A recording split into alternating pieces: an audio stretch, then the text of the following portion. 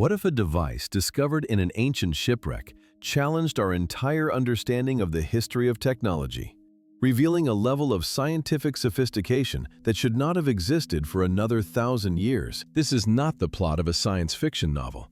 It is the true story of the Antikythera mechanism, an artifact so advanced it has been called the world's first analog computer. Hauled from the depths of the Aegean Sea in 1901, this corroded lump of bronze and wood was initially dismissed as just another relic from a Roman-era cargo ship.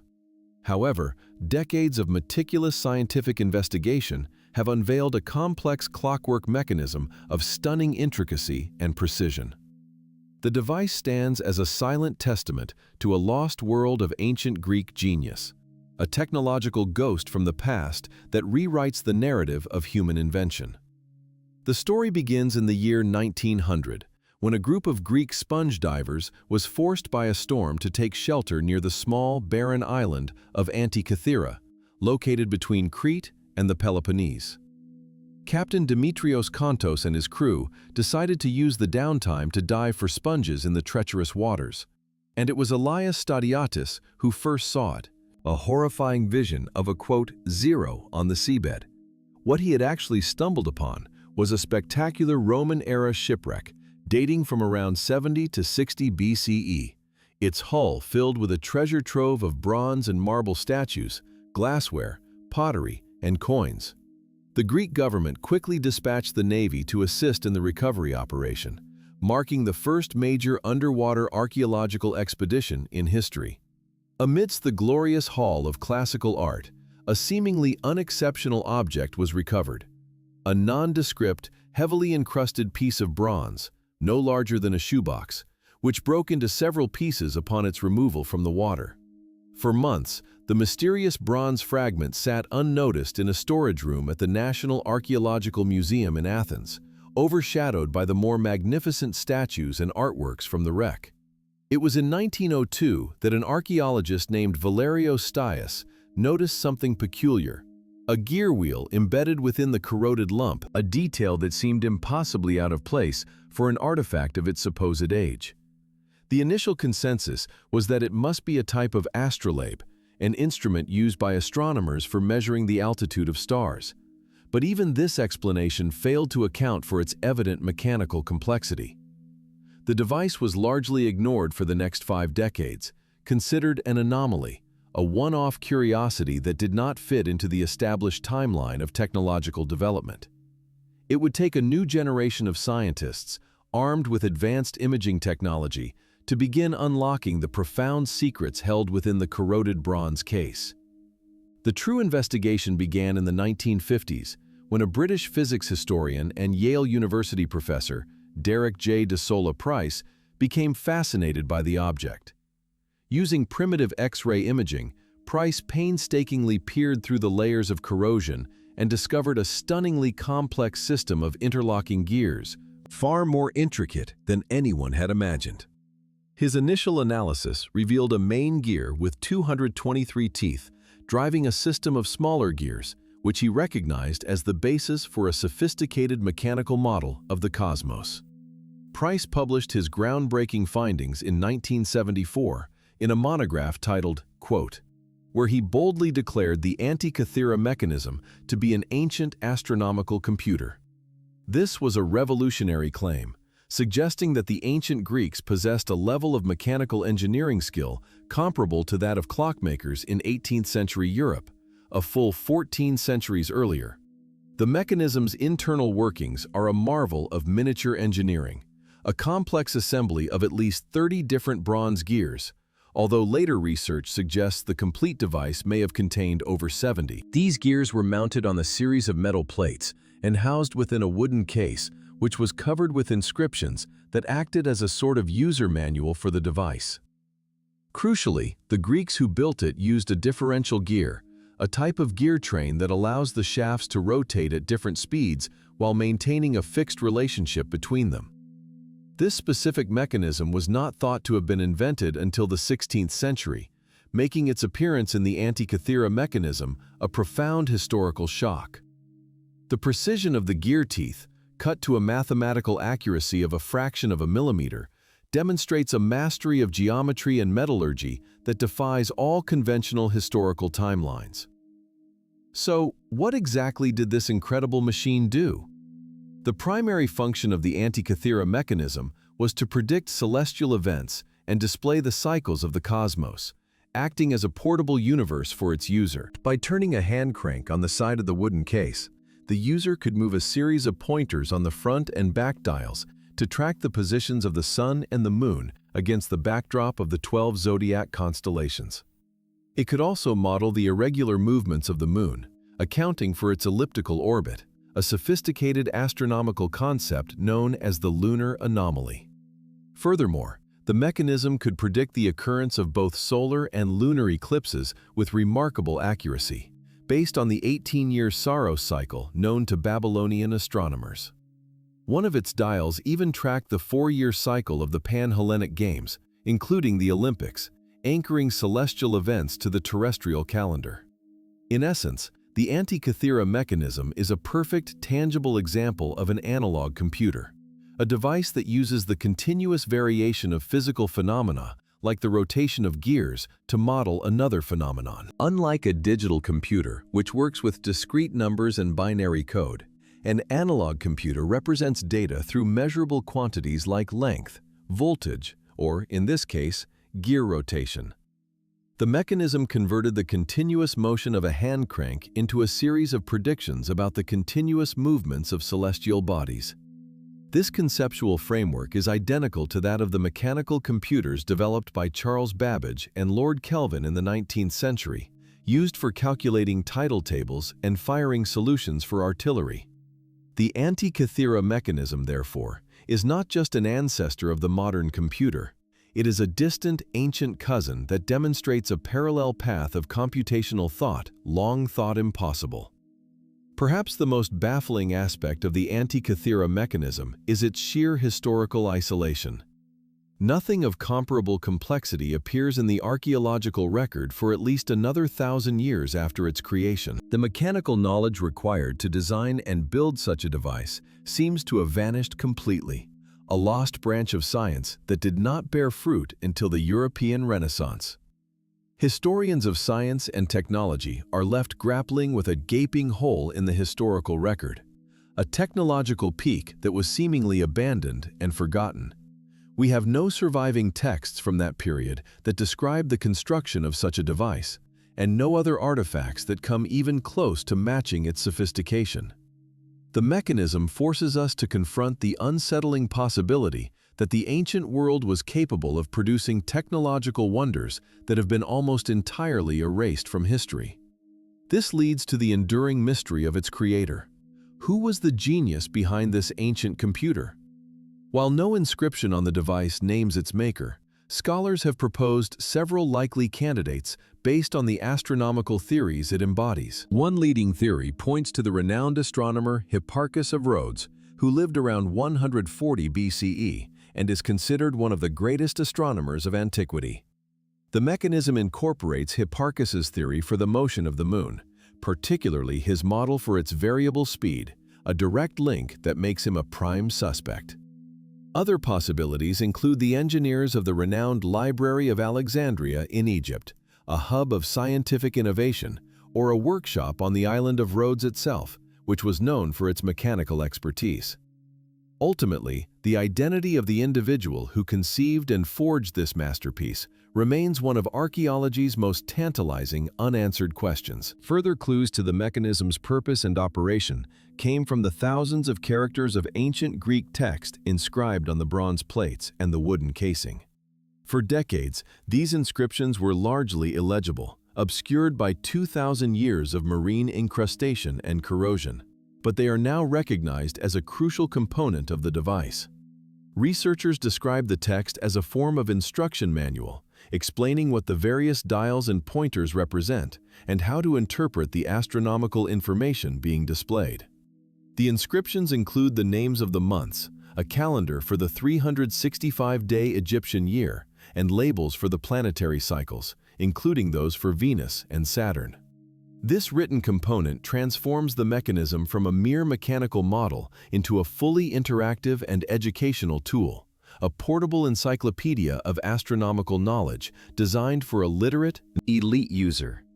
The definitive breakthrough in understanding the Antikythera mechanism came at the dawn of the 21st century, with the application of cutting-edge imaging technology.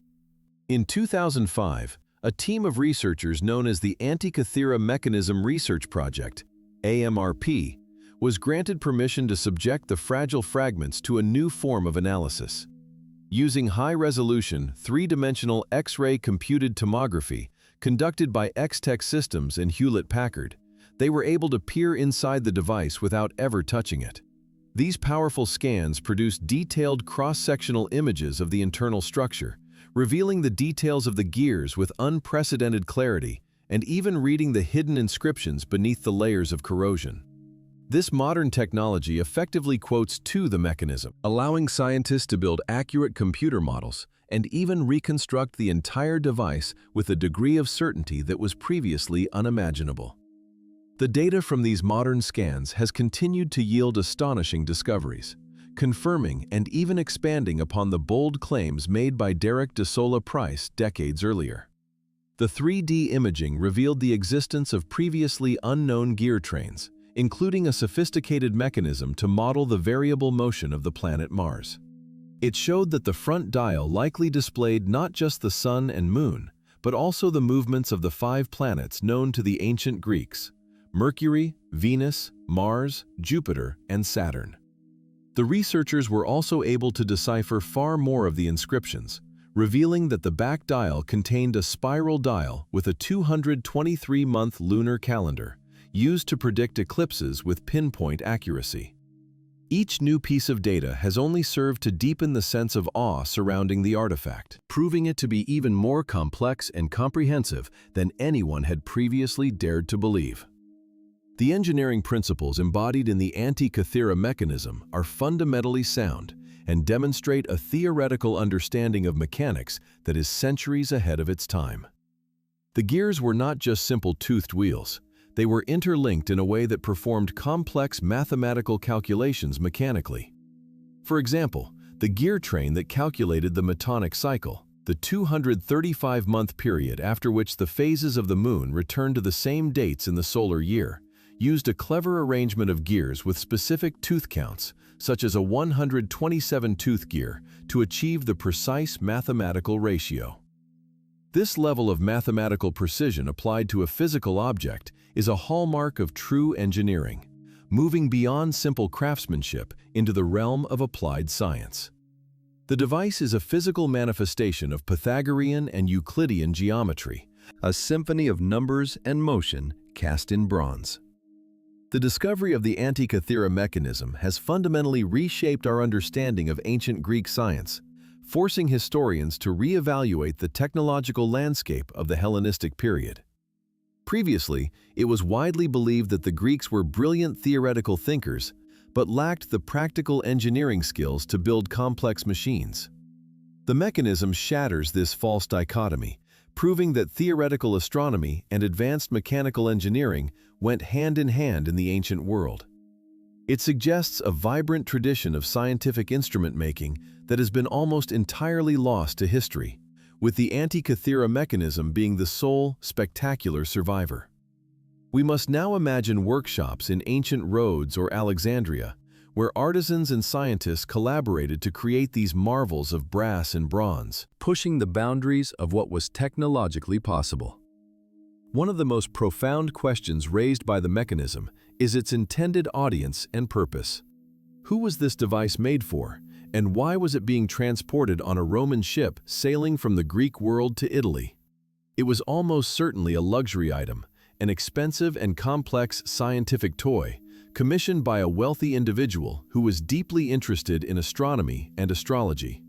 The inclusion of the Olympiad dial suggests its owner was a member of the Roman elite, perhaps a statesman or a philosopher, who wanted to display his cosmopolitan knowledge and cultural sophistication.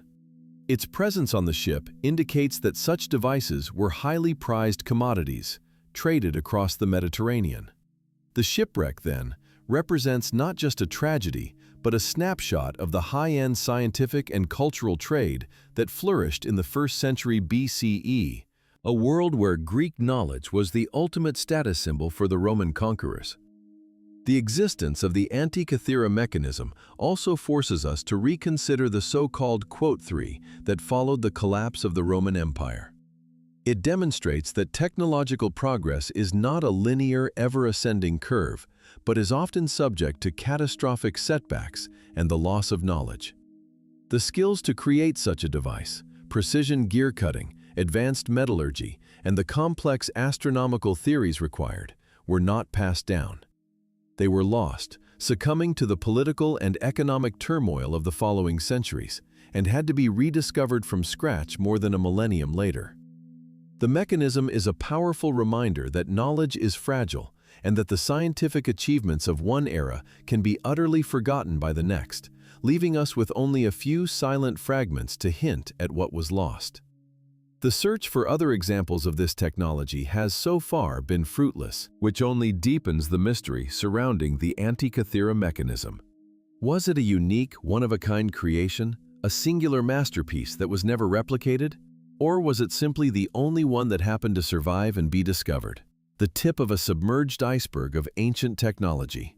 Some researchers believe that the mention of similar devices in the works of ancient writers, such as the Roman politician Cicero, who described a device made by Archimedes that showed the movements of the sun, moon, and planets, suggests they may have been more common than we think.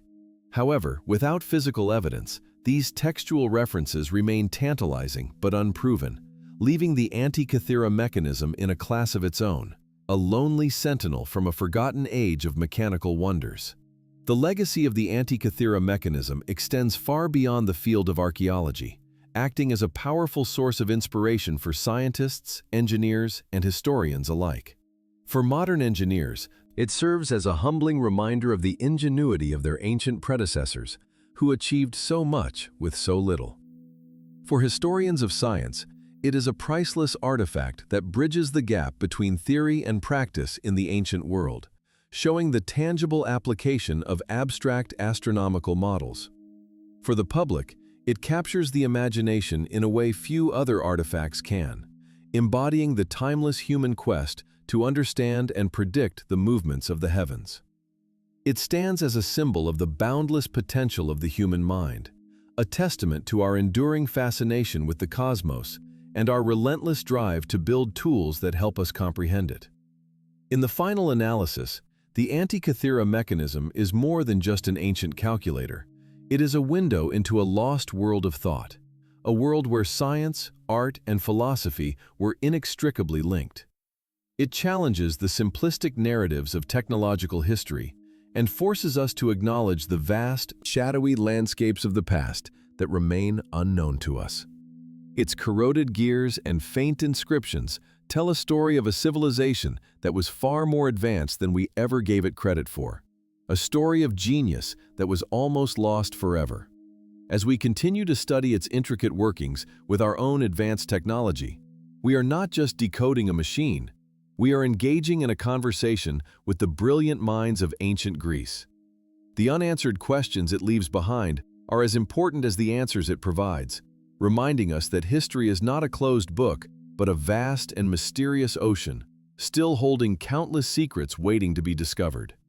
While the Antikythera mechanism reveals a mastery of miniature mechanics, another ancient wonder on the Giza Plateau showcases an unparalleled command over colossal stone, a feat so grand it has defied explanation for millennia. The Great Pyramid of Giza, the last of the 7 wonders of the ancient world still standing, stands as a silent sentinel to a lost age of engineering. Its construction presents a puzzle of such complexity that modern experts are still piecing together the methods used to achieve it. This is not just a question of building a monument, it is a question of orchestrating a national effort on a scale that is almost incomprehensible today. The engineering enigma of the Great Pyramids forces us to reconsider everything we thought we knew about the capabilities of the ancient world. The Great Pyramid of Khufu, originally standing at nearly 146 meters tall, was constructed from an estimated 2.3 million stone blocks. Each of these blocks, on average, weighs a staggering 2.5 tons, though some of the granite beams used in the inner chambers weigh in excess of 80 tons. This means that over the course of its 20-year construction, the builders had to quarry, transport, and precisely place an average of 12 blocks per hour, every hour, day and night. The sheer logistical challenge of managing such a volume of material, let alone shaping and assembling it, is a project management marvel that would test modern corporations. The pyramid's total mass is estimated to be around 5.9 million tons, a testament to the ambition of its creator. Beyond its immense scale, the pyramid is a masterpiece of precision, aligned almost perfectly to the 4 cardinal directions. Its sides are oriented to within 4/60ths of a single degree of true north, an accuracy far exceeding that of most modern buildings. The base of the structure is level to within just 2 centimeters, an incredible feat of surveying achieved over an area of more than 13 acres. This level of accuracy suggests a profound understanding of astronomy and geometry, a scientific knowledge applied with breathtaking practicality. Such precision was not accidental.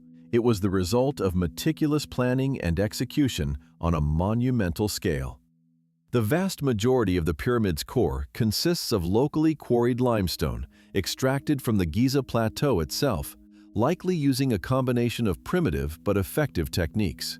Workers likely cut grooves into the soft limestone using copper saws and chisels, then inserted wooden wedges into the cuts. By soaking the wood with water, they could cause it to expand, splitting the stone cleanly along the desired line. This method, while seemingly simple, was applied with incredible efficiency to produce millions of blocks.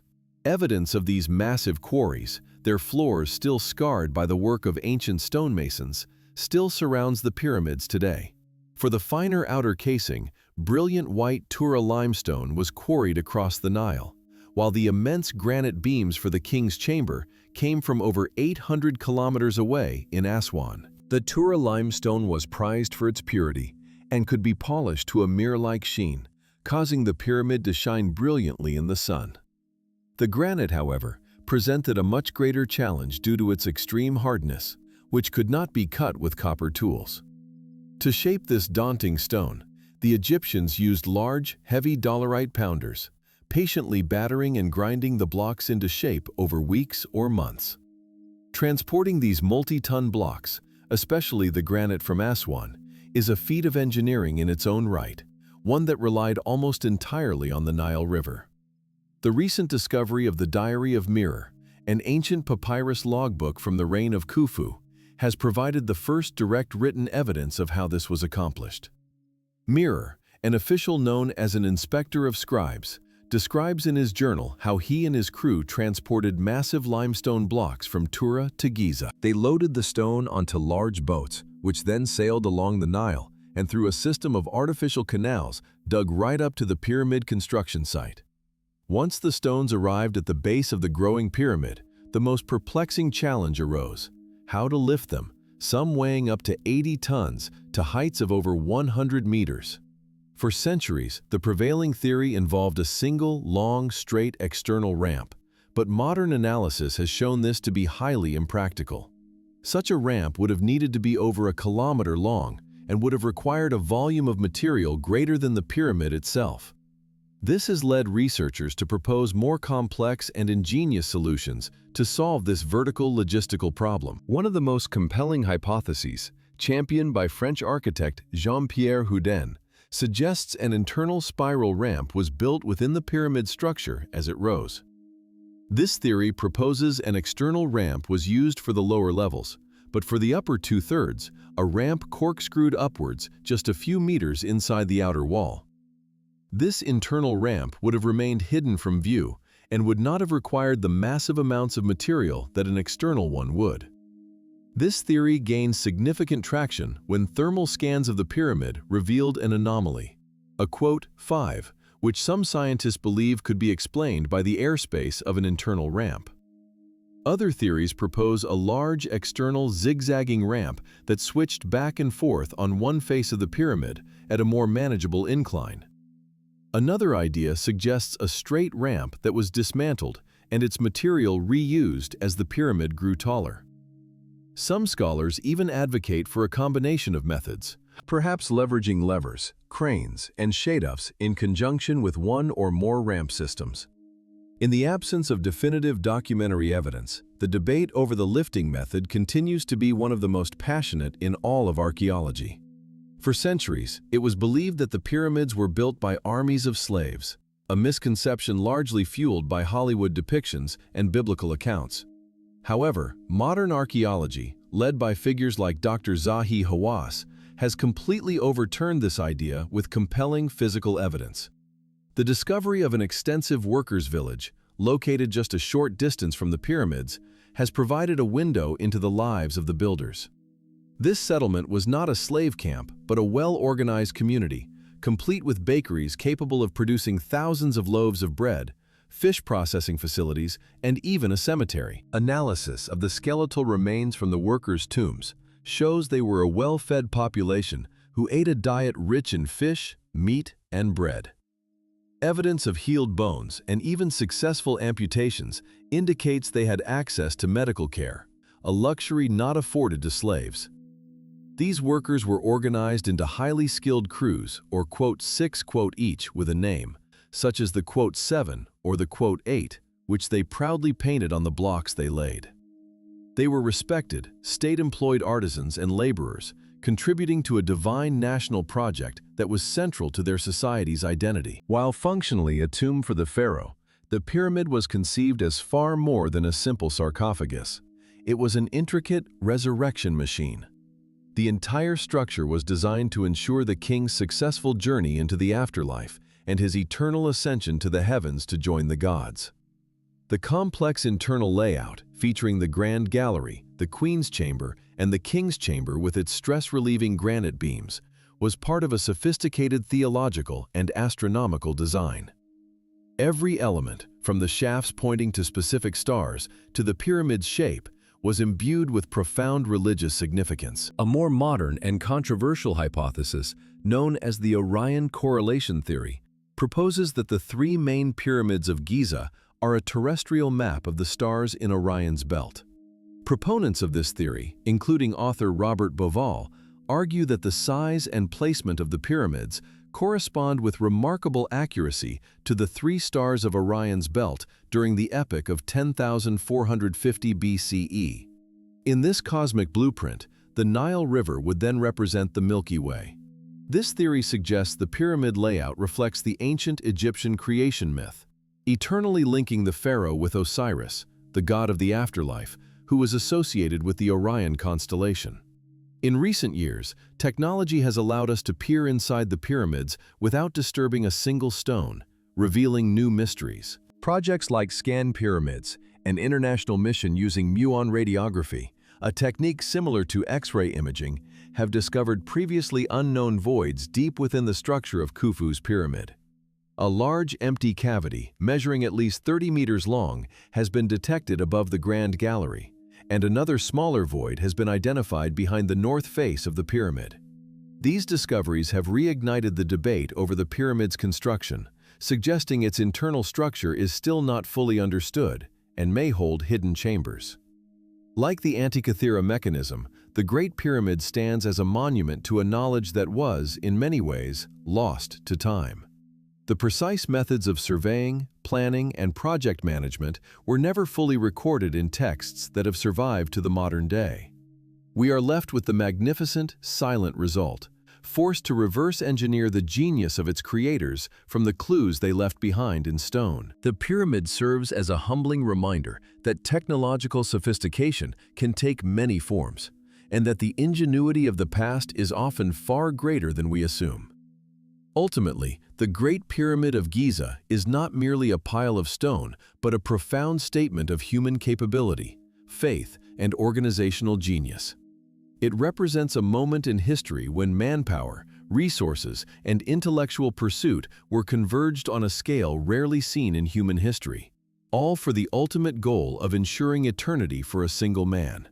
Its engineering enigma continues to challenge and inspire, a silent testament to a civilization that could turn mountains into monuments to the heavens.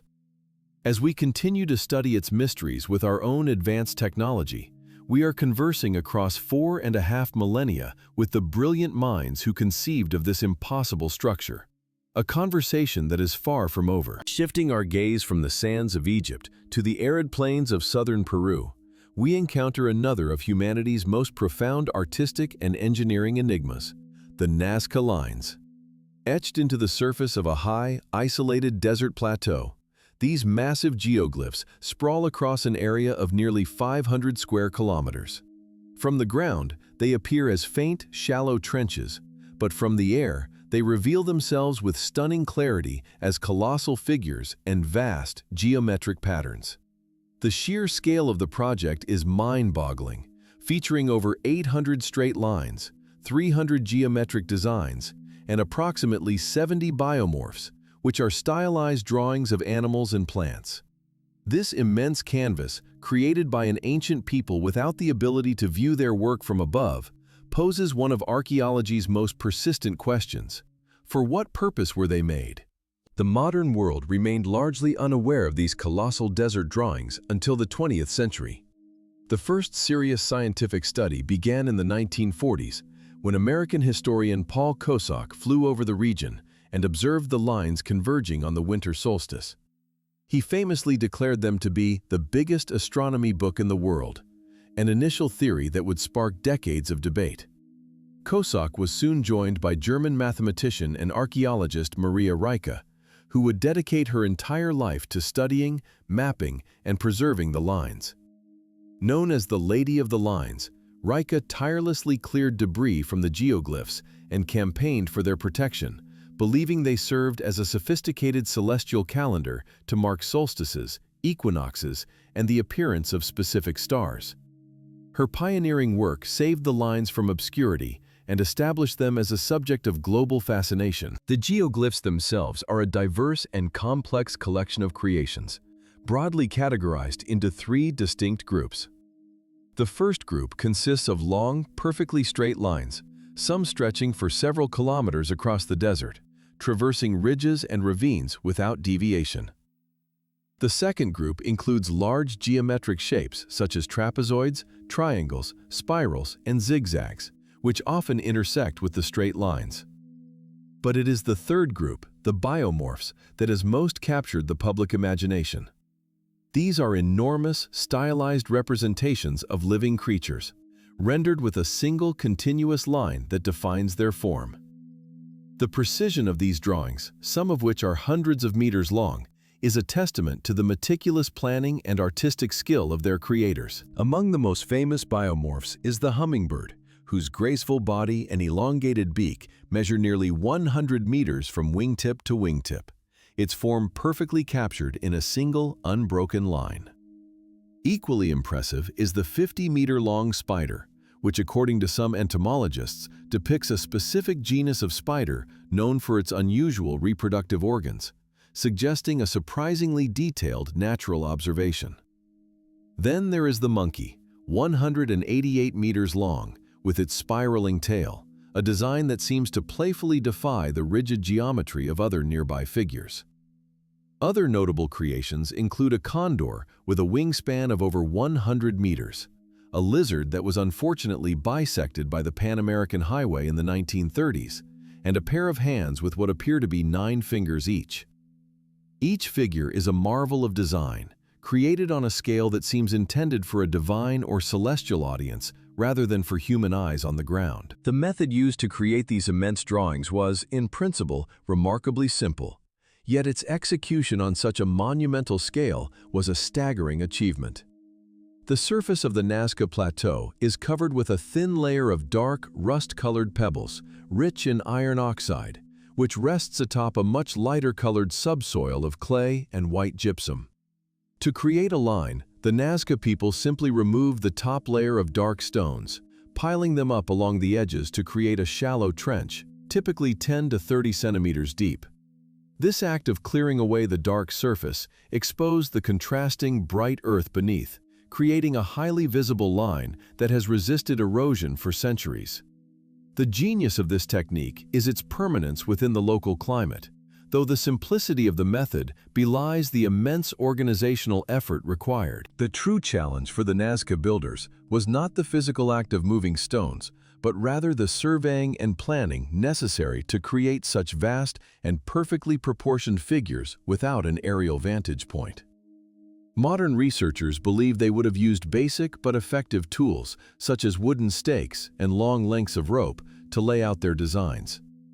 By placing stakes as waypoints and using ropes to guide the clearing of the surface, they could maintain straight lines over kilometers and ensure the complex curves of the biomorphs remained consistent. To create complex shapes like the monkey, they may have used a smaller scale drawing as a master plan, dividing it into a grid and then scaling it up section by section onto the desert floor. This process would have required a coordinated effort of many people working over generations, guided by a shared vision and sophisticated knowledge of geometry and engineering. Archaeologists have determined that the majority of the lines were constructed by the Nazca culture, a pre-Incan civilization that flourished in the region from approximately 100 BCE to 700 CE. The Nazca people were known for their intricate polychrome pottery and their sophisticated textile art, both of which feature many of the same geometric and zoomorphic motifs found in the geoglyphs. This artistic connection suggests the lines were a physical manifestation of Nazca cultural and religious beliefs, writ large upon the landscape. Recent discoveries, however, using high-resolution drone imagery, have revealed that the tradition of creating geoglyphs may be even older than previously thought, with some simpler lines now attributed to the earlier Paracas culture, dating as far back as 500 BCE.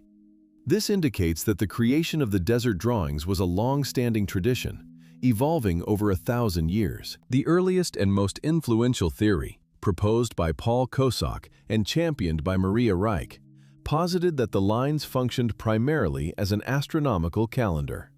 In this view, the lines, trapezoids, and radiating centers were aligned to mark the rising and setting points of the sun, moon, and brightest stars at key times of the year, such as the solstices and equinoxes.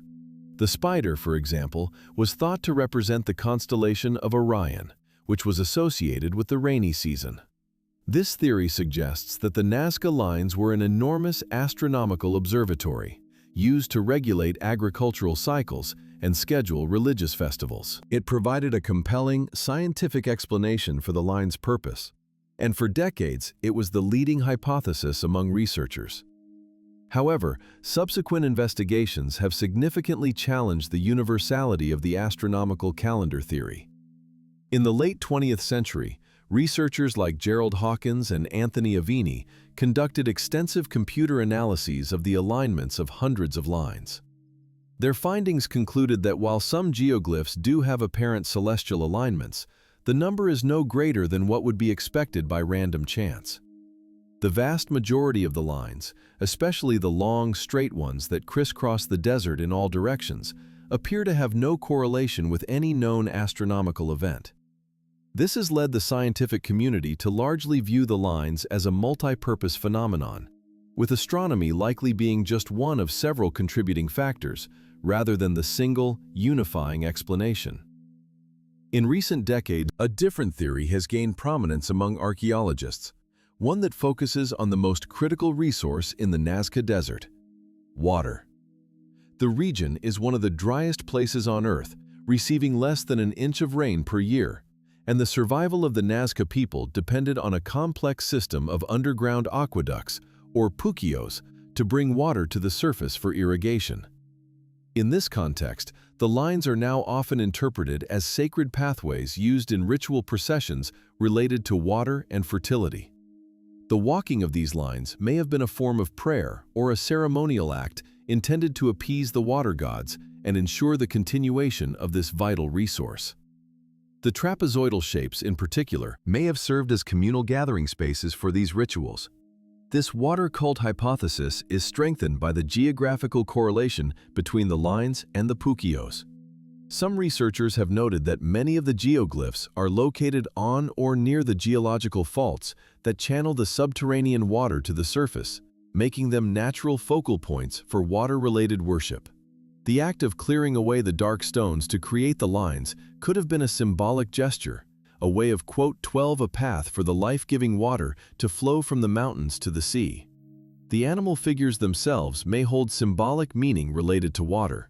The hummingbird is associated with rain, the spider with water deities in Andean mythology, and the monkey with the Amazonian jungles, the ultimate source of water for the continent's rivers. This interpretation connects the geoglyphs directly to the most pressing environmental and spiritual concerns of the Nazca people. Another compelling, though less tangible theory, suggests the lines were related to shamanic ritual and spiritual journeys. In this view, the biomorphs represent the spirit helpers or animal allies of shamans, powerful figures who acted as intermediaries between the physical and spiritual worlds. By walking the intricate path of a hummingbird or a monkey, a shaman might have entered an altered state of consciousness, trance-walking the figure to spiritually transform into the animal itself and embark on an astral journey. The lines become a map for the soul, a physical guide for a metaphysical voyage into the subconscious to communicate with the gods or ancestors. This theory aligns with the broader Andean concept of reciprocity between humanity and nature, where the physical world is seen as a living, interconnected entity. This view that makes sense that they were ancient landing strips for alien spacecraft, popularized in the 1960s by Swiss author Erich von Däniken in his book Chariots of the Gods. This hypothesis suggests the lines were runways built for extraterrestrial visitors. Mainstream archaeologists and scientists overwhelmingly reject this idea for several reasons. The soil of the Nazca Plateau is soft and loose, completely incapable of supporting the weight of a large aircraft. Furthermore, the designs themselves, particularly the biomorphs and spirals, make no functional sense as runways. This theory, while captivating to the public, is seen as a profound underestimation of the ingenuity, skill, and cultural depth of the ancient Nazca people themselves. The remarkable preservation of the Nazca lines over the past 2,000 years is a geological anomaly in itself, a fortunate stroke of environmental luck. The Nazca Plateau is a uniquely stable environment, situated between the Andes Mountains and the coastal foothills. This geographical positioning shields the area from wind, and the extreme aridity means there is virtually no rain to wash the designs away. The surface stones absorb the sun's heat during the day, creating a warm cushion of air that helps to dissipate wind, while the cool, moist air from the Pacific Ocean is blocked by the mountains.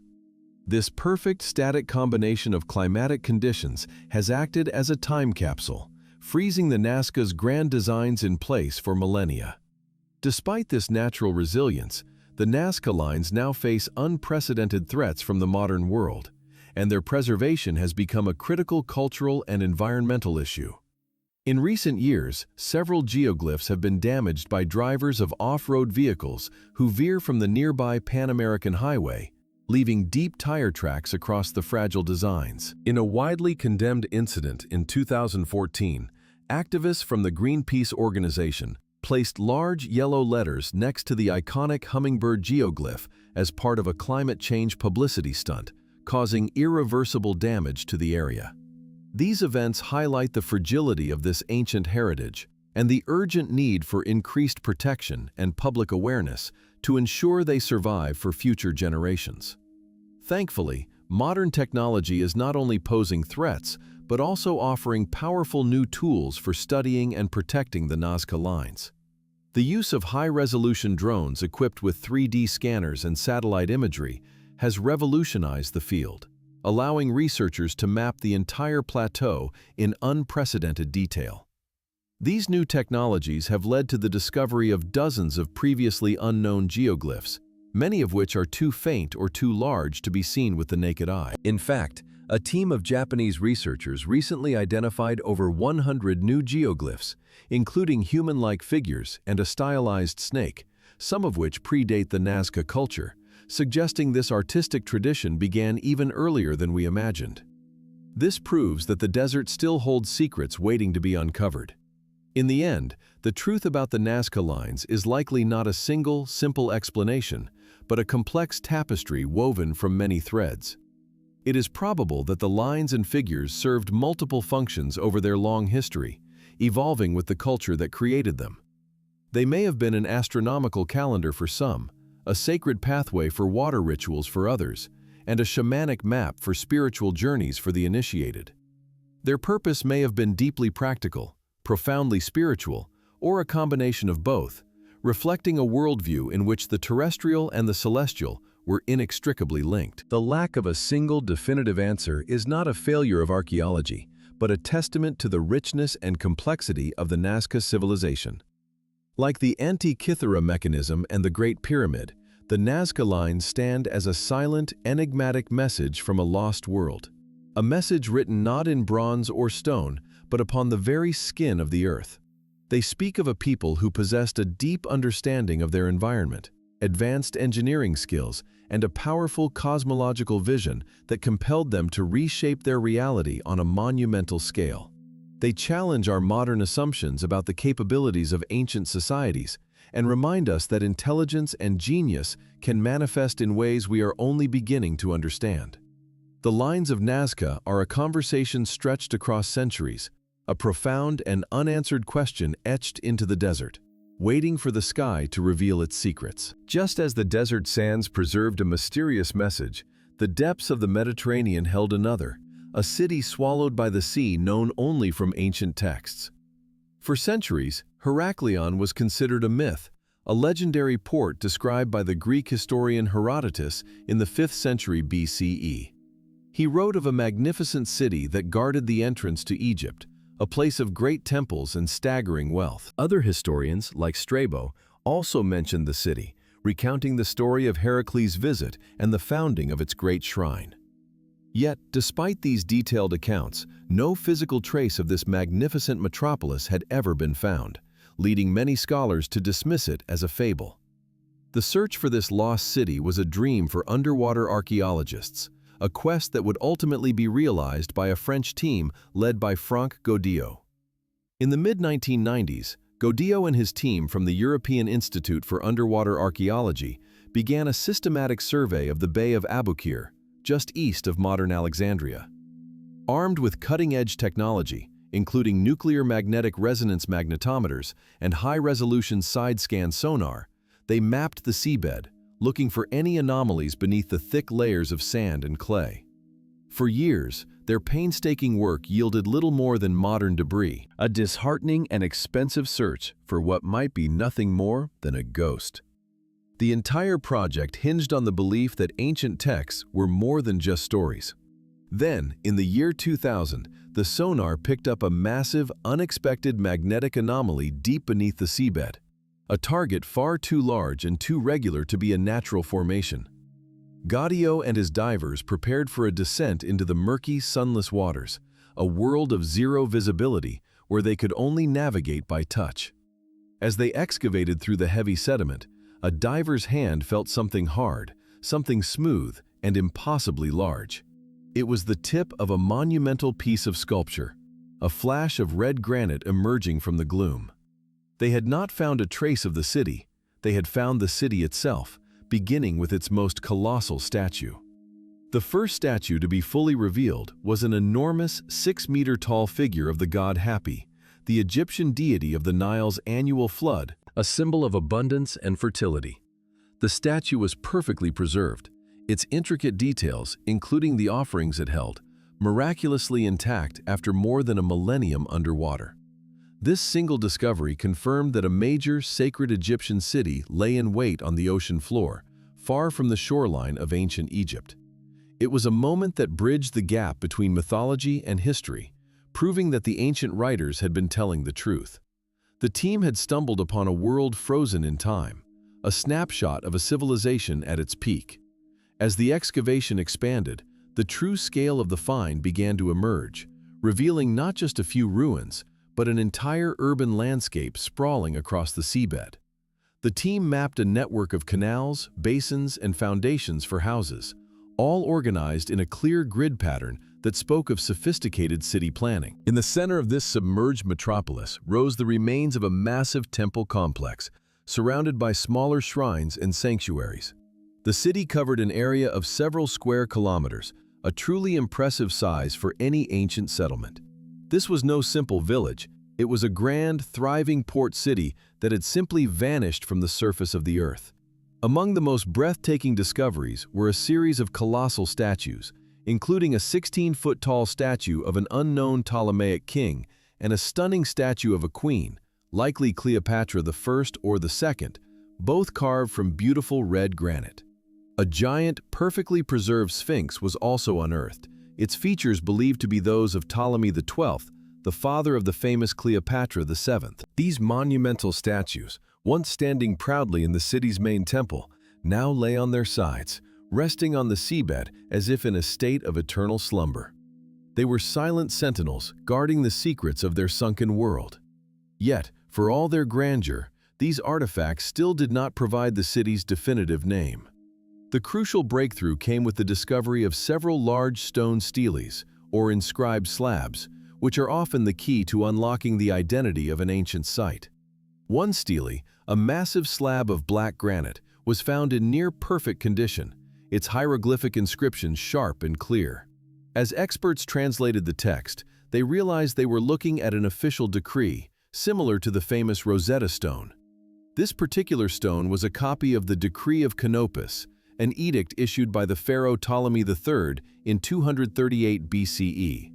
The inscription held the final, astonishing answer. The Decree of Canopus explicitly mentioned that it was to be installed in the city of Thonis, which the text confirmed was the Egyptian name for the city known to the Greeks as Heraklion. This single inscription solved a 2,000-year-old historical puzzle, proving that Thonis and Heraklion were not two separate cities, but one and the same. Another stela, the Naucratis stela, corroborated this information, further cementing the identity of the location. The team had not only found a lost city, but had also resolved a major point of contention among historians. The myth of Heraklion was now a tangible historical reality. With its identity confirmed, the true historical significance of Heraklion Thonis came into sharp focus, fundamentally changing our understanding of ancient Egypt's international relations. Before Alexander the Great founded Alexandria in 331 BCE, Heraklion was unquestionably Egypt's primary port and gateway to the Mediterranean world. All ships arriving from Greece and the Aegean were required to stop at Heraklion first, to pay taxes and declare their goods before proceeding further up the Nile. It was the customs house of an empire, a bustling hub of commerce and cultural exchange that controlled the flow of goods into North Africa for centuries. The city was not only a commercial powerhouse, but also a vital religious center, home to the Grand Temple of Amun-Gareb, a syncretic god who merged aspects of the Egyptian deity Amun with the Greek hero Heracles. This temple was the heart of the city, the destination for annual processions celebrating the mysteries of the god Osiris. A massive ship canal, over 150 meters wide, flowed from the Nile directly to the temple's entrance, allowing sacred barges to arrive for ceremonies. The banks of this canal were lined with dozens of smaller shrines, each a testament to the city's immense piety and wealth. Perhaps the most astonishing aspect of the underwater site is the sheer number of ancient shipwrecks discovered in its former harbor. To date, archaeologists have uncovered the remains of over 60 seafaring vessels dating from the 8th to the 2nd century BCE, a concentration of ancient shipwrecks unparalleled anywhere in the world. These ships, some of which are incredibly well preserved, represent a unique archive of nautical engineering, providing invaluable details about ancient shipbuilding techniques and maritime trade. They are the physical manifestation of the city's role as a bustling international port, a maritime traffic jam frozen in time. Beyond the monumental architecture and ships, the artifacts found in the ruins tell a rich story of daily life in this ancient metropolis. Divers have recovered exquisite gold jewelry, including intricately designed earrings and rings, as well as delicate ceramic vessels from all over the Mediterranean, attesting to the far-reaching trade networks. Bronze incense burners, ritual offering plates, and even simple weights and measures from the marketplace have all been brought to the surface. These objects put a human face on the city, transforming it from a collection of stones into a living, breathing community of merchants, priests, and artisans. This leads to the most profound question surrounding Heraklion. Why did this great city, which thrived for over 1,000 years, suddenly sink into the sea? The answers appear to lie in a combination of geology and a sudden, catastrophic natural disaster. The city was built on the soft, clay-rich sediment of the Nile Delta, a type of soil known as alluvium, which is inherently unstable. This geological foundation is prone to a phenomenon called soil liquefaction, where saturated soil loses its strength and behaves like a liquid when subjected to sudden pressure or vibration, such as from an earthquake. The prevailing theory, supported by geological evidence from the site, posits that a powerful earthquake struck the region on what is now a tectonic fault line just north of Alexandria. This seismic event would have instantly triggered the liquefaction of the clay soil beneath the western part of the city. The immense weight of the massive stone temples, particularly the Temple of Amun-Gareb, would have caused the liquefied ground to give way completely. The great stone structures, unable to support their own weight, would have catastrophically sunk into the soft earth, dragging everything around them down into the newly formed abyss. The final act of the city's destruction was likely completed by a secondary event, either a massive tsunami generated by the earthquake or a sudden widespread liquefaction event known as a churn. This would have sent a wall of water rushing in, flooding the sunken ruins and burying them beneath a thick, protective layer of clay and sediment. This rapid entombment is precisely what preserved the city so perfectly, sealing it from oxygen and decay. In a single, terrifying day, one of the most important cities of the ancient world was erased from the map. Geological seismology and radiocarbon dating of organic material found in the sediment layers have allowed scientists to pinpoint a likely date for this catastrophe, narrowing it down to sometime in the 8th century of the Common Era. This is remarkably late, suggesting that Heraklion continued to be an important port for more than 1,000 years after the founding of Alexandria, though perhaps in a diminished capacity. Its end was not a slow decline due to changing trade routes, but a sudden, violent, and absolute annihilation.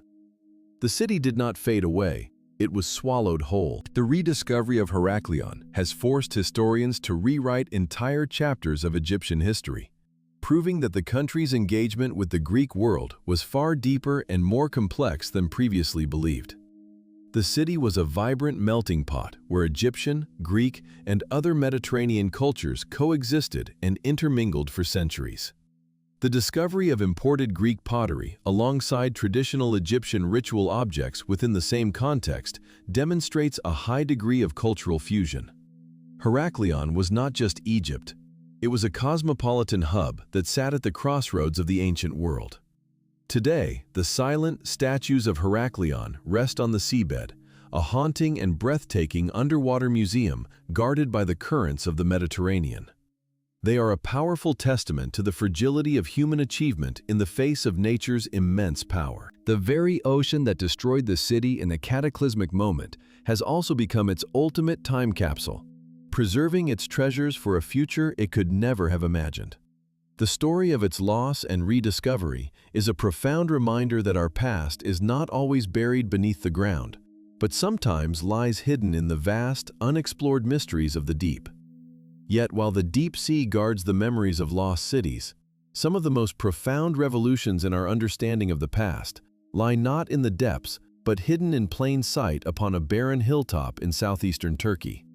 Here, a mere hour from the city of Sanliurfa, a complex of stone circles has stood for so long that it was dismissed by local shepherds as nothing more than a medieval ruin. For centuries, its true nature was completely unknown, its monumental T-shaped pillars mistaken for simple field stones or the remnants of a forgotten Byzantine outpost. It was not until 1994, when German archaeologist Klaus Schmidt began his initial survey, that the staggering significance of this place, known as Göbekli Tepe or Potbelly Hill, began to emerge. What he uncovered would not just add a new chapter to human history, it would force scholars to tear up the first several pages and rewrite them entirely. The initial shock came from the dating, as radiocarbon analysis of organic material trapped within the site's mortar layers yielded an almost unbelievable date of 9,600 BCE. This single data point placed its construction squarely in the pre-pottery Neolithic A period, a time when humanity was, according to all established theories, composed solely of nomadic hunter-gatherers.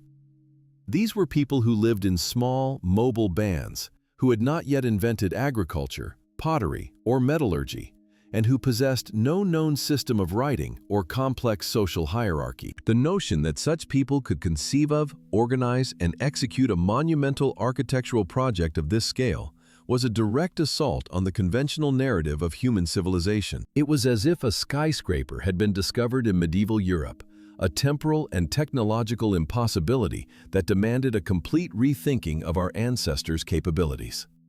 The builders of Göbekli Tepe were by all modern accounts primitive, yet they achieved the impossible, quarrying, shaping, and erecting massive limestone pillars.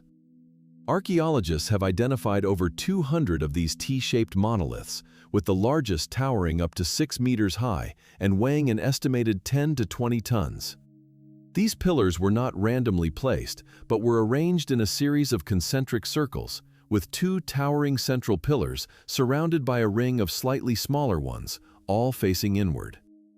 The precision of their placement suggests a sophisticated blueprint and a deep understanding of geometry, a level of planning previously thought impossible for a non-sedentary population.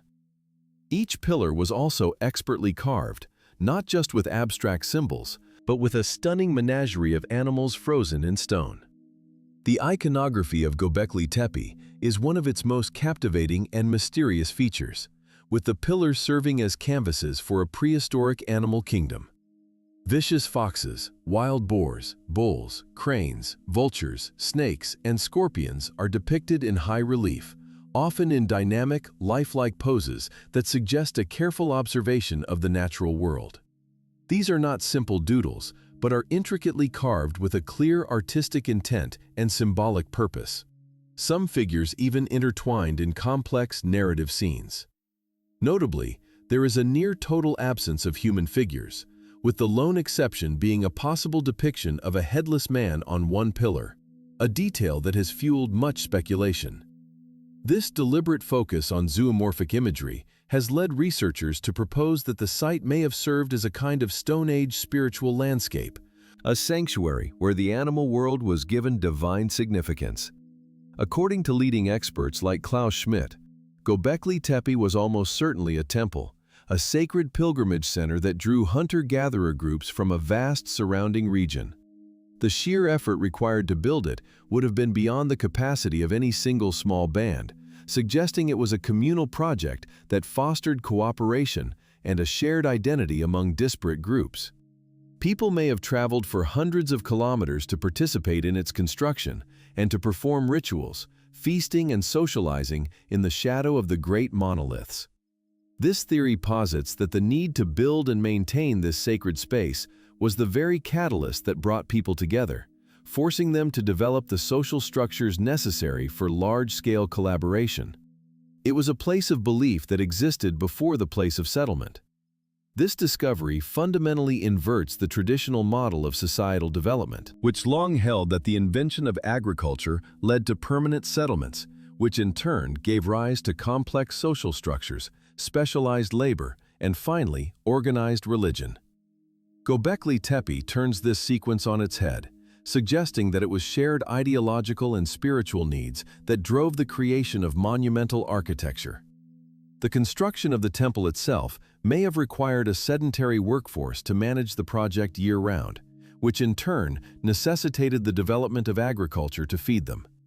In this revolutionary new view, hunger for food was not the primary driver of the Neolithic revolution. It was hunger for meaning, a desire to build a house for the gods that ultimately led to the building of houses for themselves. The engineering questions surrounding the site are as profound as the archaeological ones, presenting a logistical nightmare for a people without metal tools or the wheel. Archaeologists theorize that the builders used flint tools to peck and chip the pillars into shape directly from the bedrock of a nearby quarry, which still contains several unfinished pillars. Transporting these massive multi-ton blocks would have required immense ingenuity, likely involving the use of wooden sledges, rollers made from tree trunks, and the brute force of hundreds of people pulling on ropes made from animal hide. The final process of erecting the pillars into vertical positions, perhaps using levers and earthen ramps that were then removed, remains a daunting feat of prehistoric engineering that challenges our modern assumptions about their capabilities.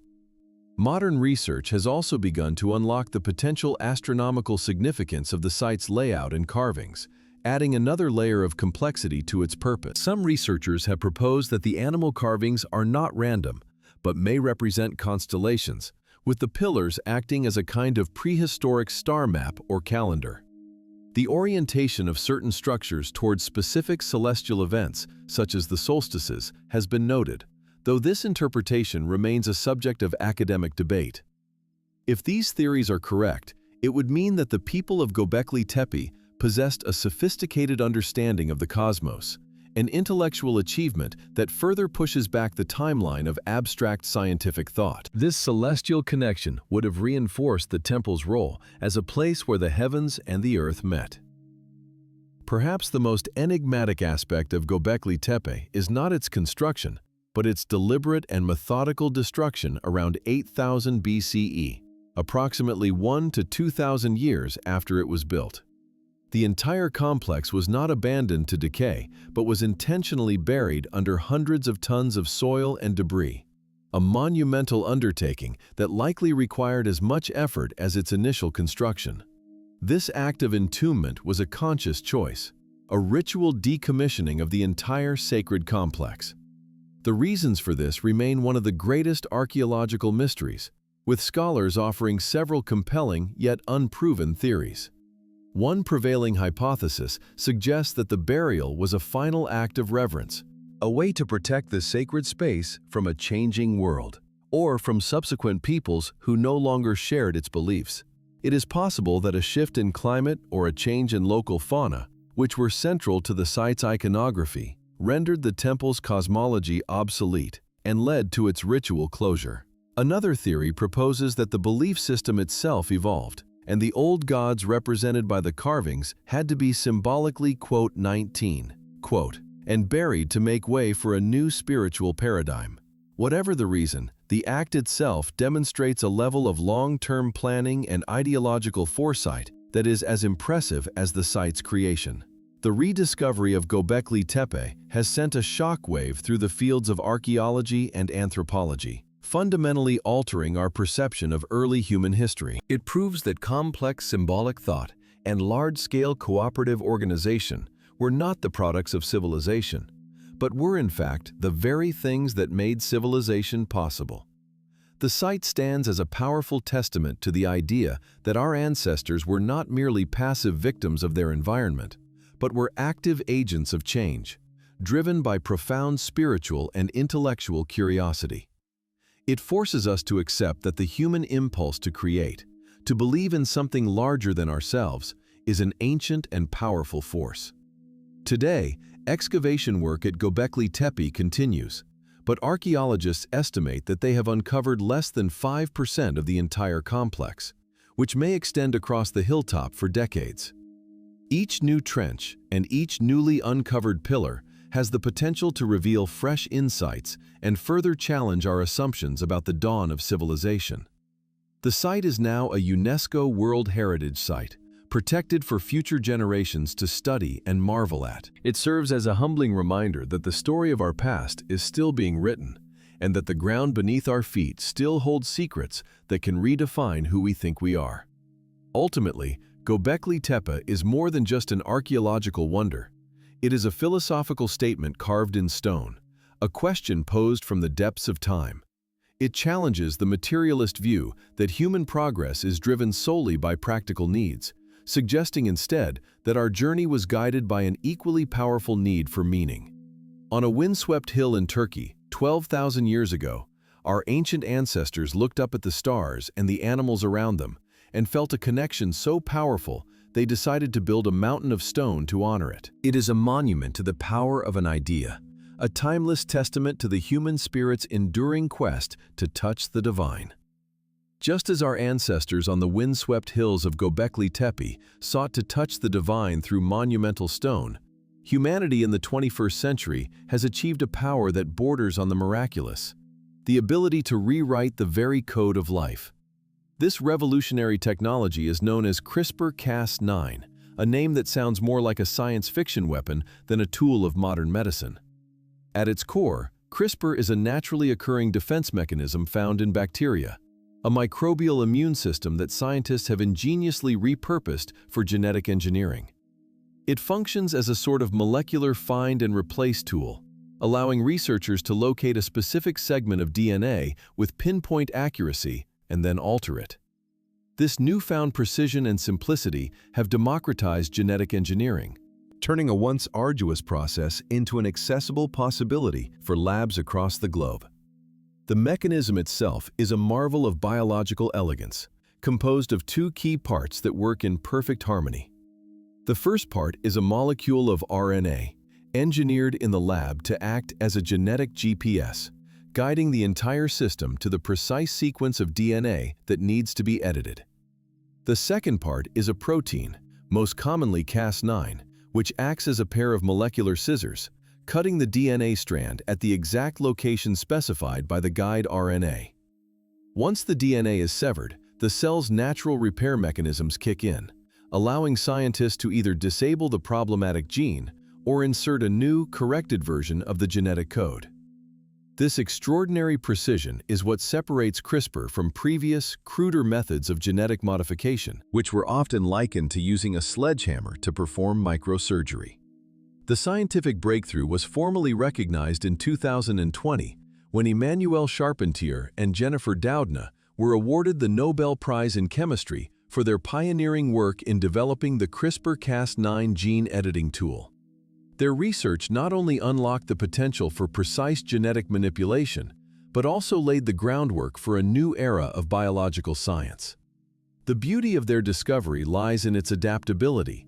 The same basic system can be programmed to target virtually any gene in any living organism, from a single-celled yeast to a complex human being.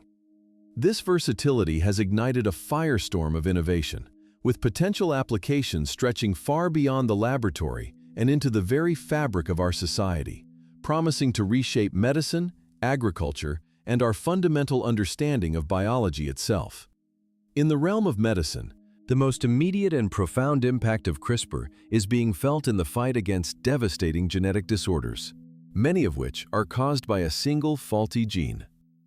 Sickle cell anemia, a painful and debilitating blood disease that affects millions worldwide, has become a flagship example of CRISPR's therapeutic potential. In landmark clinical trials, doctors have successfully used CRISPR to edit a patient's own hematopoietic stem cells, reactivating a dormant gene that produces healthy fetal hemoglobin. Once these edited cells are reintroduced into the patient's body, they begin producing normal red blood cells, effectively offering a functional cure where only lifelong management was previously possible. Patients who once suffered through crippling pain crises are now living lives free from their disease, a testament to the power of this technology to correct the errors encoded in our DNA. The promise extends far beyond sickle cell, offering a beacon of hope for individuals afflicted with a host of other single-gene diseases like Huntington's disease, cystic fibrosis, and Duchenne muscular dystrophy. For these conditions, which have long been considered incurable, CRISPR represents a paradigm shift from managing symptoms to eradicating the root cause of the illness. Researchers are developing therapies to correct the genetic mutations responsible for inherited blindness, to halt the progression of fatal neurodegenerative disorders, and to repair the faulty genes that cause life-threatening metabolic conditions. This is not merely incremental progress. It is a revolutionary leap, a modern miracle that could fundamentally alleviate human suffering on a global scale by offering one-time, permanent cures for some of humanity's cruelest diseases. Beyond human health, CRISPR is poised to trigger a second green revolution, fundamentally transforming global agriculture to meet the demands of a growing planet. Scientists are already using the technology to develop crops that are resistant to drought, pests, and diseases, dramatically increasing yields and reducing the need for chemical pesticides and fertilizers. For example, researchers at Penn State University have engineered mushrooms that do not brown, while other teams have created wheat varieties resistant to powdery mildew, a destructive fungal pathogen. Furthermore, CRISPR can be used to enhance the nutritional content of our food, such as by creating soybeans with healthier oil profiles or rice enriched with essential vitamins, directly addressing issues of malnutrition and food security in vulnerable populations around the world. Yet this unprecedented power to rewrite the book of life comes with a profound and unsettling shadow, forcing humanity to confront ethical dilemmas that were once the exclusive domain of philosophical thought experiments. The line between therapy and enhancement is dangerously thin, and in 2018, that line was dramatically crossed when Chinese scientist He Jiankui announced the birth of the world's first gene-edited babies. He had used CRISPR to modify the CCR5 gene in human embryos, with the stated goal of making them resistant to HIV. This reckless act was universally condemned by the scientific community as a catastrophic failure of ethics, conducted without proper safety data, transparency, or consent. And it ignited a global firestorm of debate about the governance of this powerful technology. The core of the controversy surrounding He Jiankui's work lies in his use of germline editing, a procedure that alters the genes in an embryo, sperm, or egg. Unlike somatic gene editing, which affects only the treated individual and is not passed on to their children, germline edits are permanent and heritable. The changes he made to those twins' DNA will be passed down to all of their future descendants, forever altering a portion of the human gene pool without the consent of those future generations. This act fundamentally crosses a moral Rubicon, shifting from treating an existing patient to making irreversible changes to the human species itself, raising the terrifying specter of unforeseen consequences echoing through our lineage for centuries to come. This breach has brought the long-feared specter of, quote, 20 from the realm of science fiction into the realm of possibility, sparking intense debate about the future of human reproduction. If we can edit out a disease gene, what is to stop us from editing in genes for higher intelligence, greater height, a specific eye color, or enhanced athletic ability?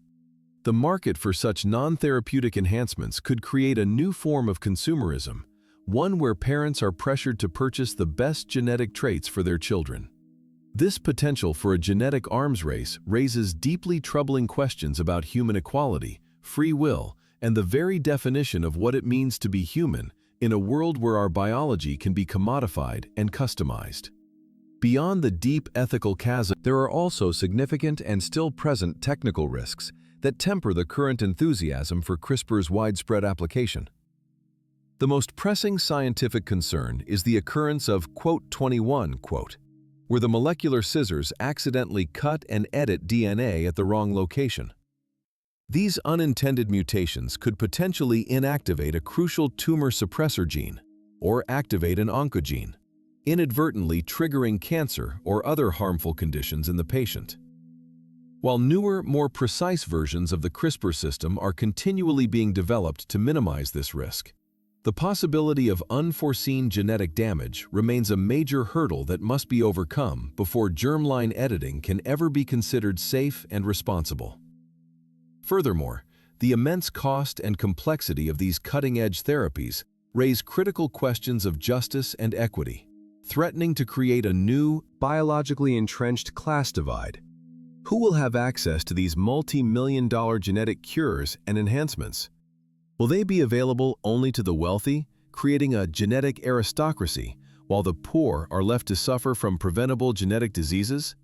The potential for a two-tiered society, divided between the genetically, quote, 22, quote, and the unedited, quote, 23, quote, represents one of the most significant social justice challenges of the 21st century. Without a commitment to global accessibility, this miraculous technology could easily become a powerful tool for exacerbating the very inequalities that plague our modern world.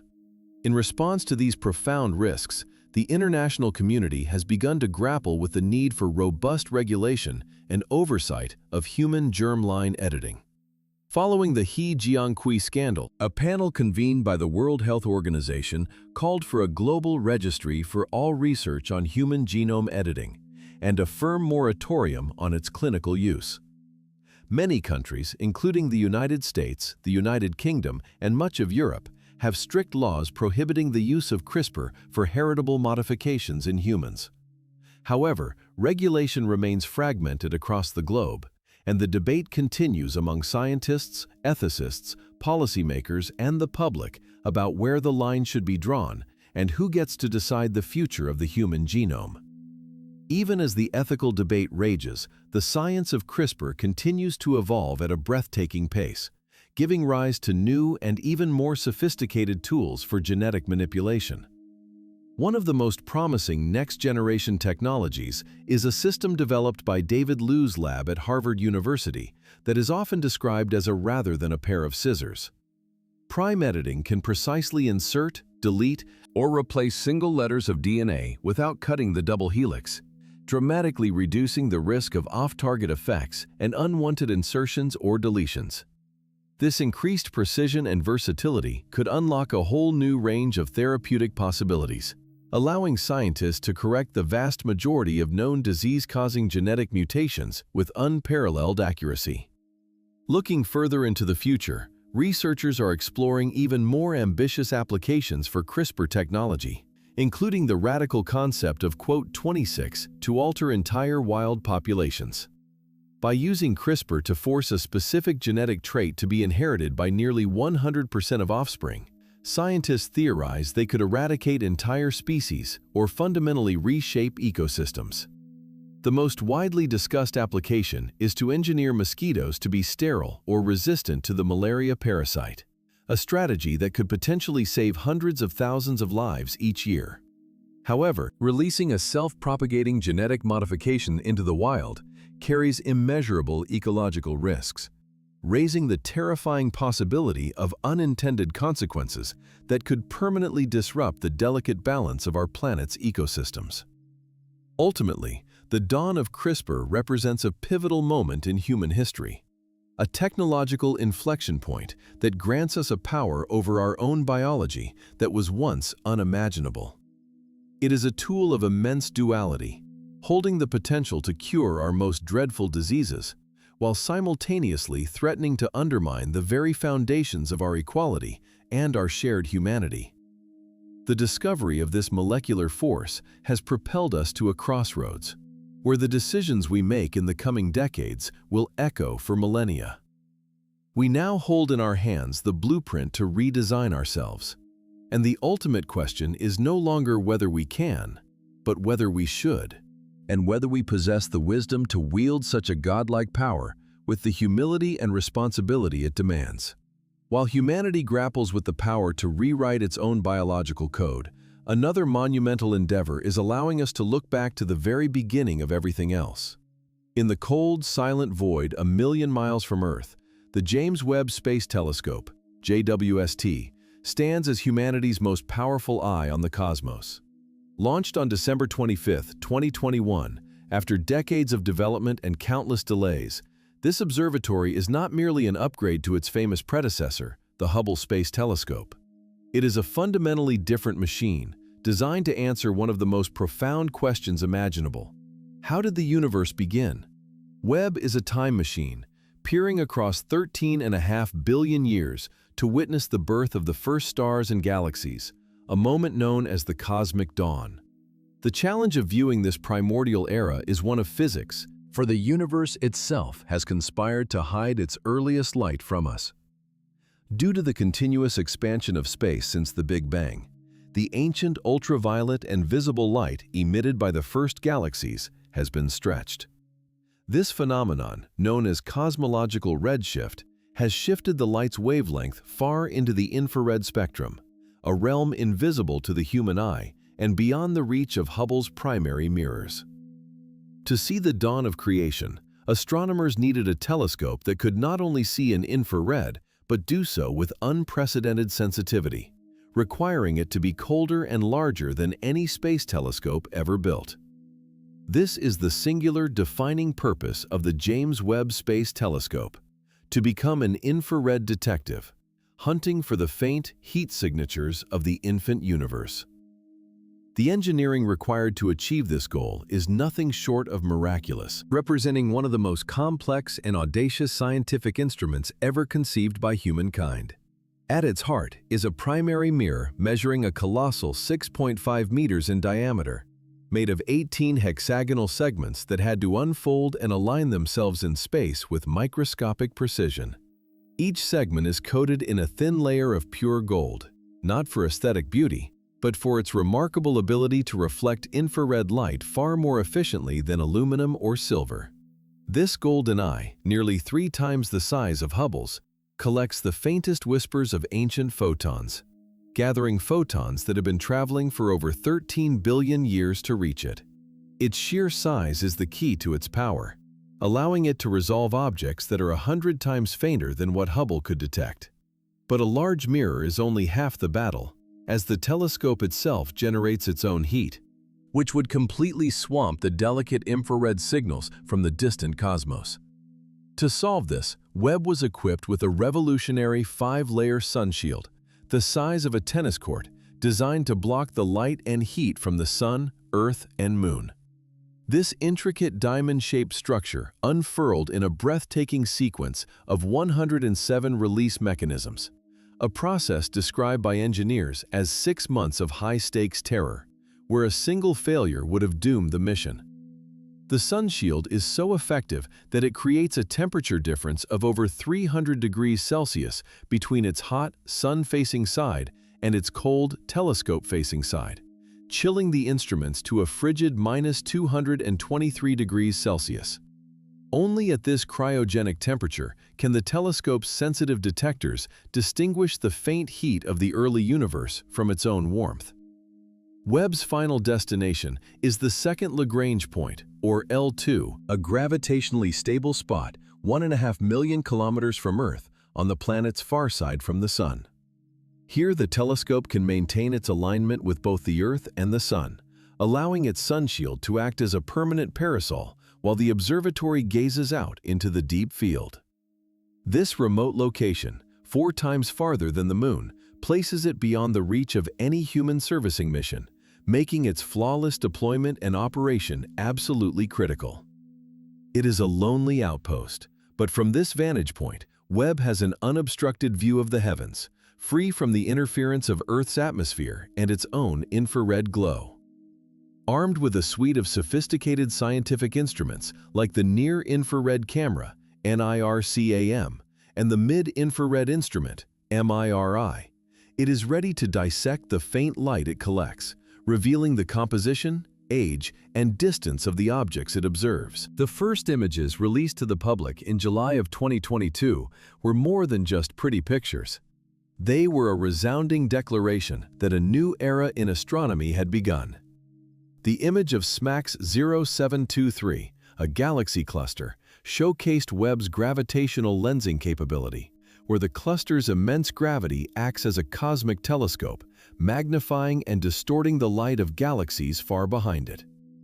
Within this single, seemingly small patch of sky, Webb revealed thousands of galaxies, many of them appearing as they did just a few 100 million years after the Big Bang, their faint red smears representing the oldest light ever seen by human eyes.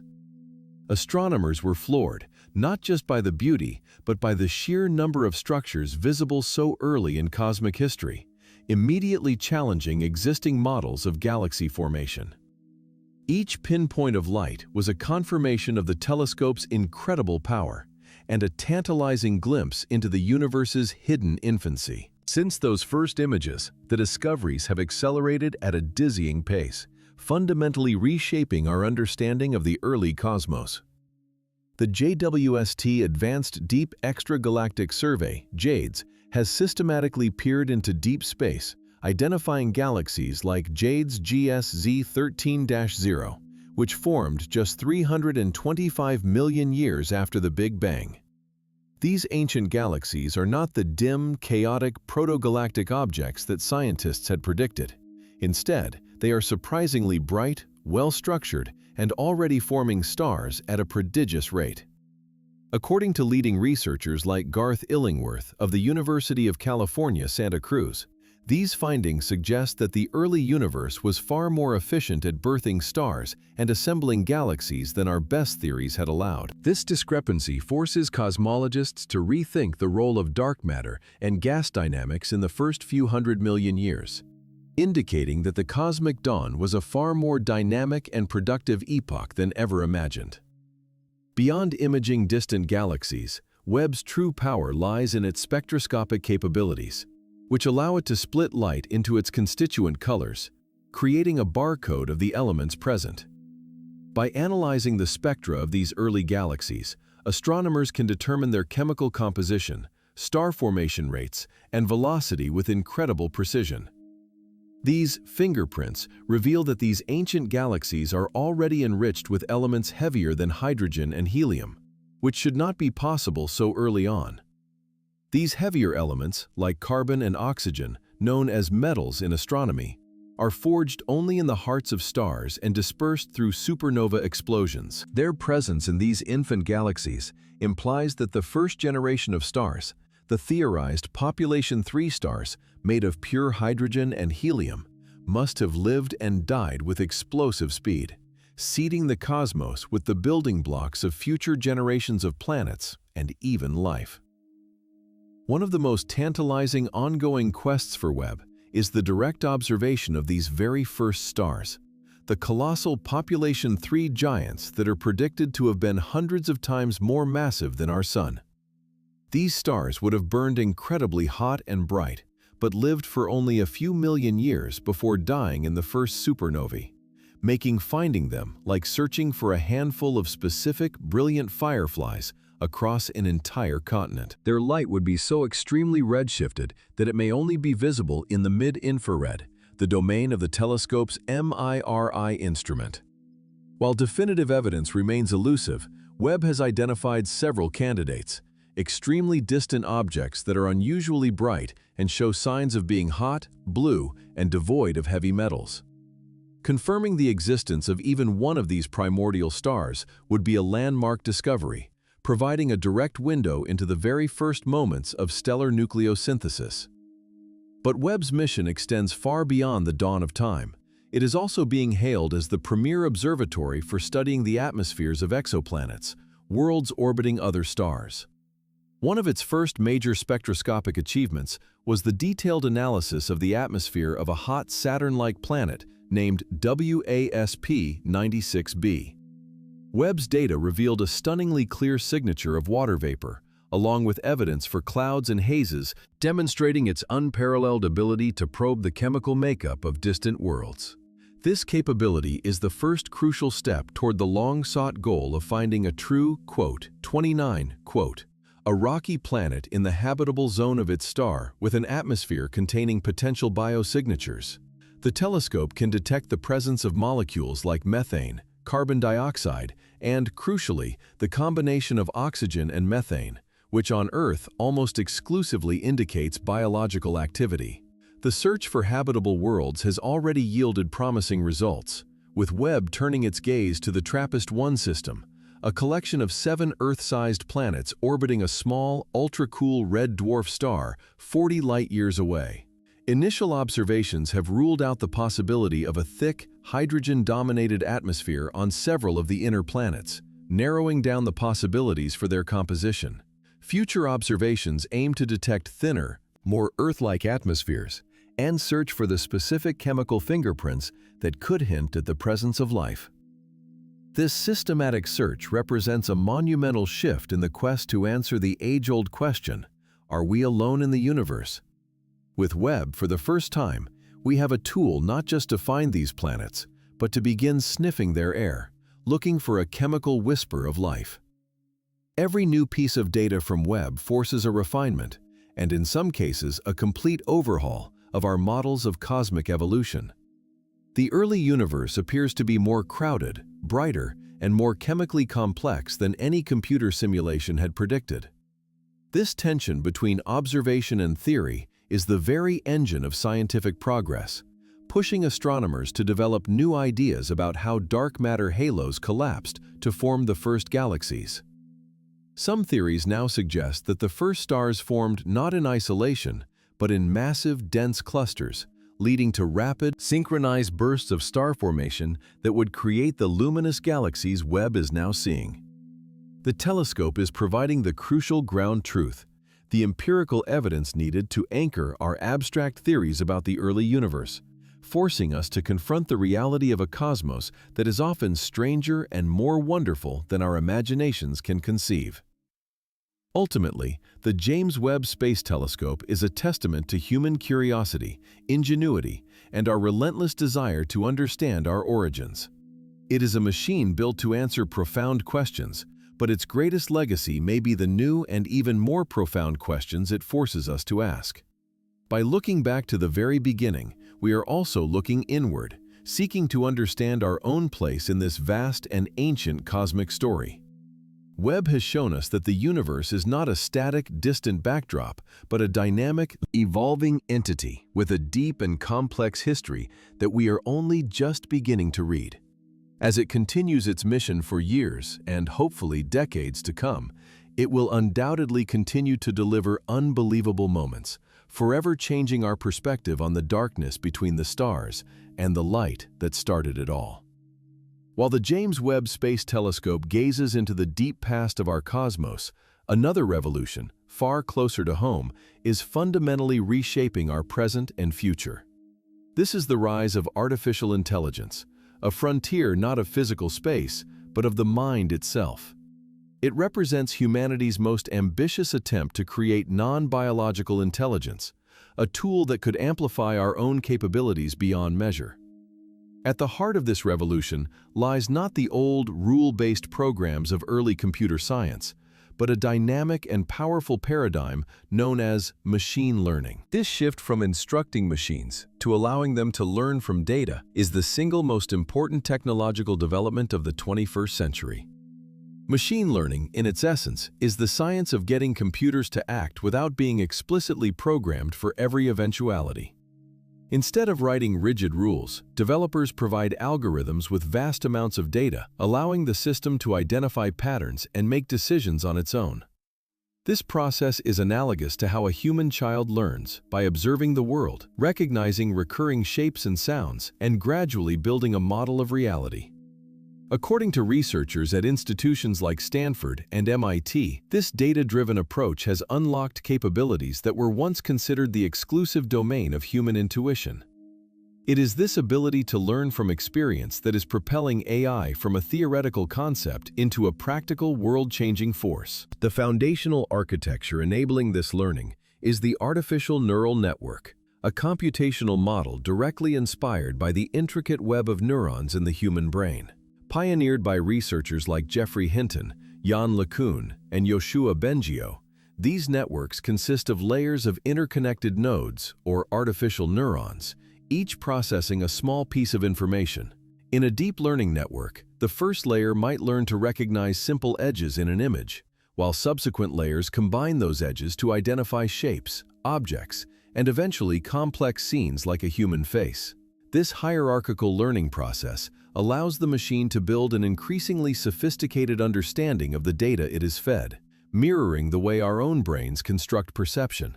The breakthrough came when computational power finally caught up with the theory, allowing these multi-layered networks to be trained on the massive datasets now available in our digital world. A pivotal moment that announced the arrival of this new intelligence to the world occurred in 2016 in the ancient game of Go. Google DeepMind's AI, AlphaGo, faced Lee Sedol, one of the greatest Go players in history, in a match watched by millions. Go is vastly more complex than chess, with more possible board configurations than atoms in the observable universe, making brute force calculation impossible. AlphaGo, trained on thousands of human games and through millions of self-play matches, not only defeated Sedol 4-1, but it did so with a style that was both beautiful and utterly alien. Its 37th move in Game 2 was so unconventional that human experts initially dismissed it as a mistake, only to later realize it was a stroke of genius that secured the victory. While AlphaGo demonstrated mastery in a closed world, the next great leap in AI was in understanding the messy, nuanced world of human language. In 2017, researchers at Google published a groundbreaking paper titled "Attention is All You Need," introducing the transformer architecture. This model shattered previous limitations in natural language processing by allowing the AI to weigh the importance of different words in a sentence, grasping context, subtext, and long-range dependencies with unprecedented accuracy. Think of it as the difference between simply looking up words in a dictionary and truly understanding a conversation, where the meaning of a word depends on everything said before and after. This attention mechanism became the engine for a new generation of language models that could not just process text, but generate it with stunning coherence and creativity. The consequences of this breakthrough have been nothing short of astonishing, giving rise to the era of generative AI. Models like OpenAI's GPT series and Google's PALM are trained on colossal swaths of text and code from the internet, essentially ingesting a significant portion of humanity's recorded knowledge.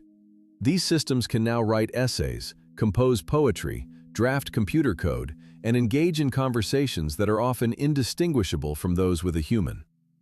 Simultaneously, image generation models like DALL-E2, Midjourney, and Stable Diffusion can create breathtakingly complex and original artworks from a simple text prompt. These are not just clever parrots repeating information.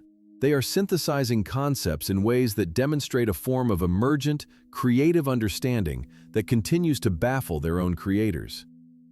Yet, as these models grow more powerful and complex, a profound scientific mystery has emerged, known as the "30 problem." We know what goes into the model, the data and the prompt, and we see what comes out, the generated text or image, but the internal reasoning process remains largely opaque. The billions of parameters within a neural network form a labyrinth of mathematical relationships so complex that even the engineers who built them cannot fully explain why a specific decision was made. Why did the AI choose that particular word or paint the sky that specific shade of blue?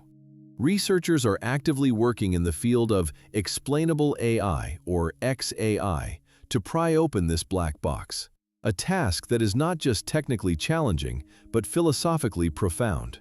If we do not understand how our most powerful tools think, can we truly trust them with critical decisions in medicine, law, or finance? This question of trust and control leads us to the critical ethical crossroads that society now faces with the rise of AI. On one hand, the potential benefits are immense, offering unprecedented tools to accelerate scientific discovery, model climate change, develop personalized medicine, and automate tedious tasks to free up human creativity. AI systems are already helping doctors detect cancer in medical scans earlier and more accurately than ever before, and they are sifting through massive data sets to find new drug candidates. On the other hand, the risks are equally significant, raising urgent concerns about job displacement, the potential for mass surveillance, and the creation of hyper-realistic misinformation that could destabilize democracies. The same technology that can write a poem can also craft a perfectly personalized phishing email or generate propaganda at an industrial scale. The debate over AI's future often culminates in discussions about artificial general intelligence, or AGI, a hypothetical machine with the cognitive abilities of a human across all domains. Today's AI, for all its impressive feats, is considered narrow, excelling at specific tasks, but lacking the generalized reasoning, common sense, and consciousness of a human. The leap from narrow AI to AGI is perhaps the greatest unanswered question in computer science. Some leading figures, like Geoffrey Hinton, have recently expressed grave concerns, suggesting that AGI could arrive sooner than expected, and that we may not be prepared to manage a form of intelligence that could potentially surpass our own. Others argue that we are still decades, if not centuries, away from such a milestone, and that the current fears are premature. Ultimately, the rise of machine learning is a mirror reflecting our own intelligence, our values, and our ambitions back at us. It is a tool unlike any other, one that learns, adapts, and creates in ways that challenge our very definition of thought. The unbelievable moments we are witnessing today, an AI writing a symphony, diagnosing a disease, or rediscovering mathematical principles, are merely the first whispers of a technological tidal wave. As we stand at this inflection point, the most important task is not just to build more intelligent machines, but to build the wisdom to guide them.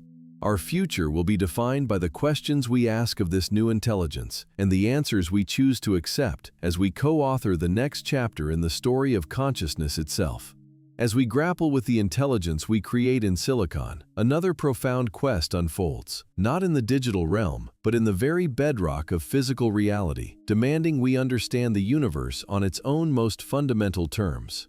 Buried 100 meters beneath the Franco-Swiss border near Geneva lies the Large Hadron Collider, or LHC, the single largest and most complex machine humanity has ever built. This is not a tool to explore the world, but a microscope to examine the world's ingredients, a particle accelerator designed to probe the deepest mysteries of existence. Its ultimate, audacious goal is to recreate the unimaginable conditions that existed a mere trillionth of a second after the Big Bang, when the universe was a seething primordial soup of energy and particles.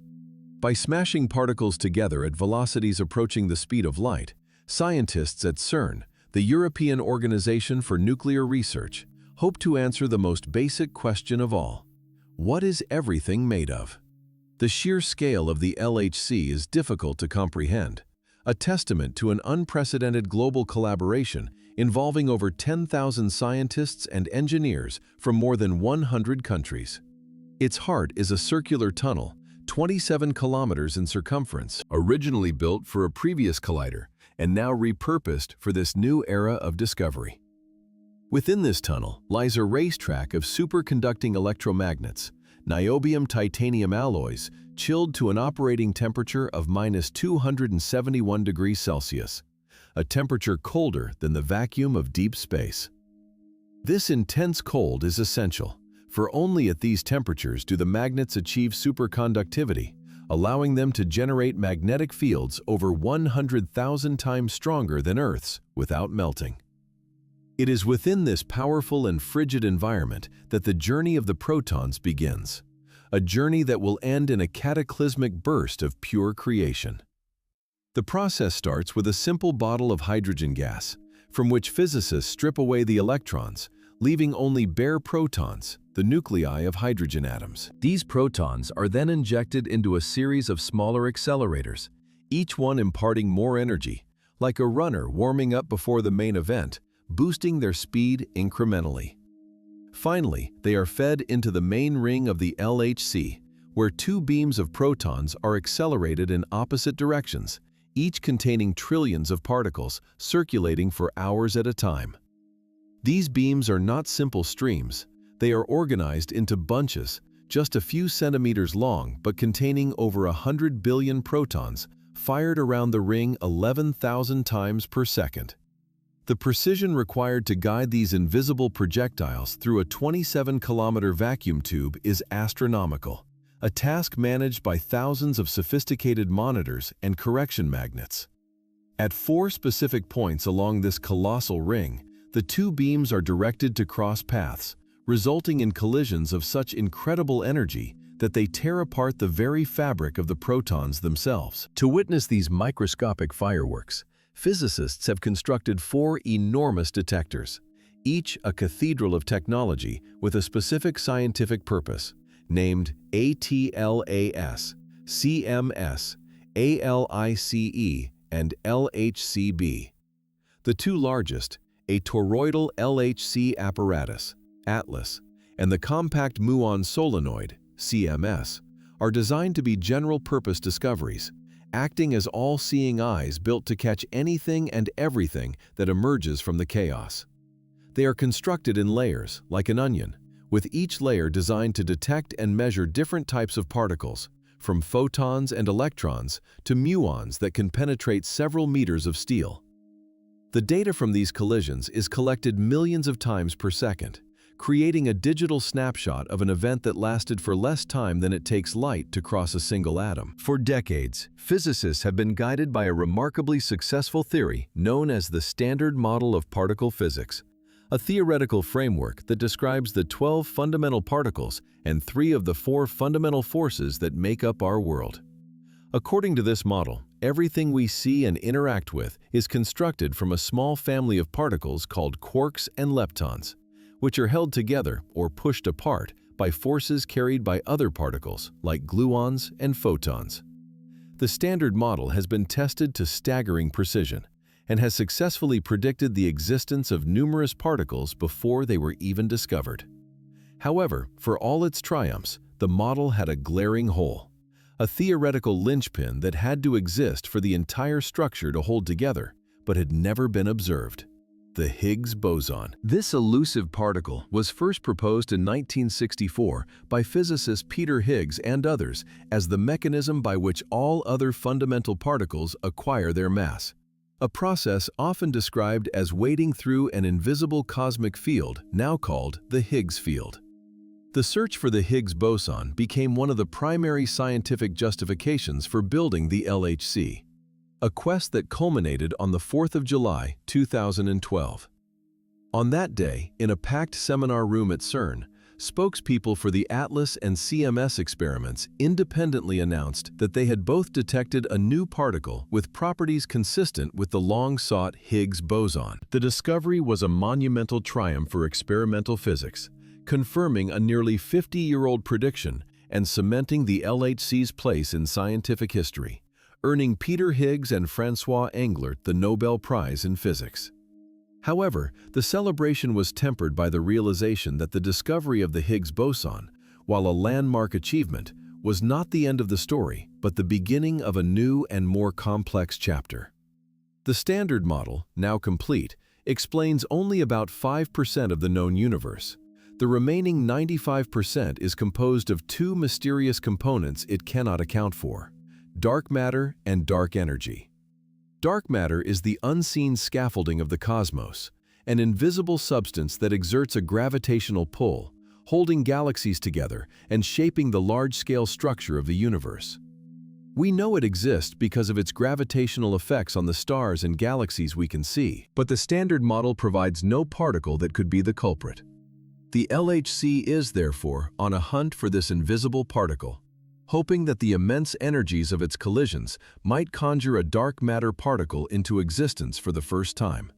One of the leading candidates for this dark matter particle comes from an elegant theoretical idea called supersymmetry, or SUSY, which proposes that every known particle in the Standard Model has a heavier, undiscovered quota. This theory is incredibly appealing because it does more than just provide a candidate for dark matter.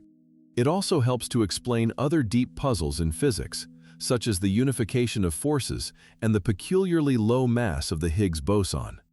Physicists had hoped that the LHC would be powerful enough to produce these superpartners, but despite years of searching, no direct evidence for supersymmetry has yet been found.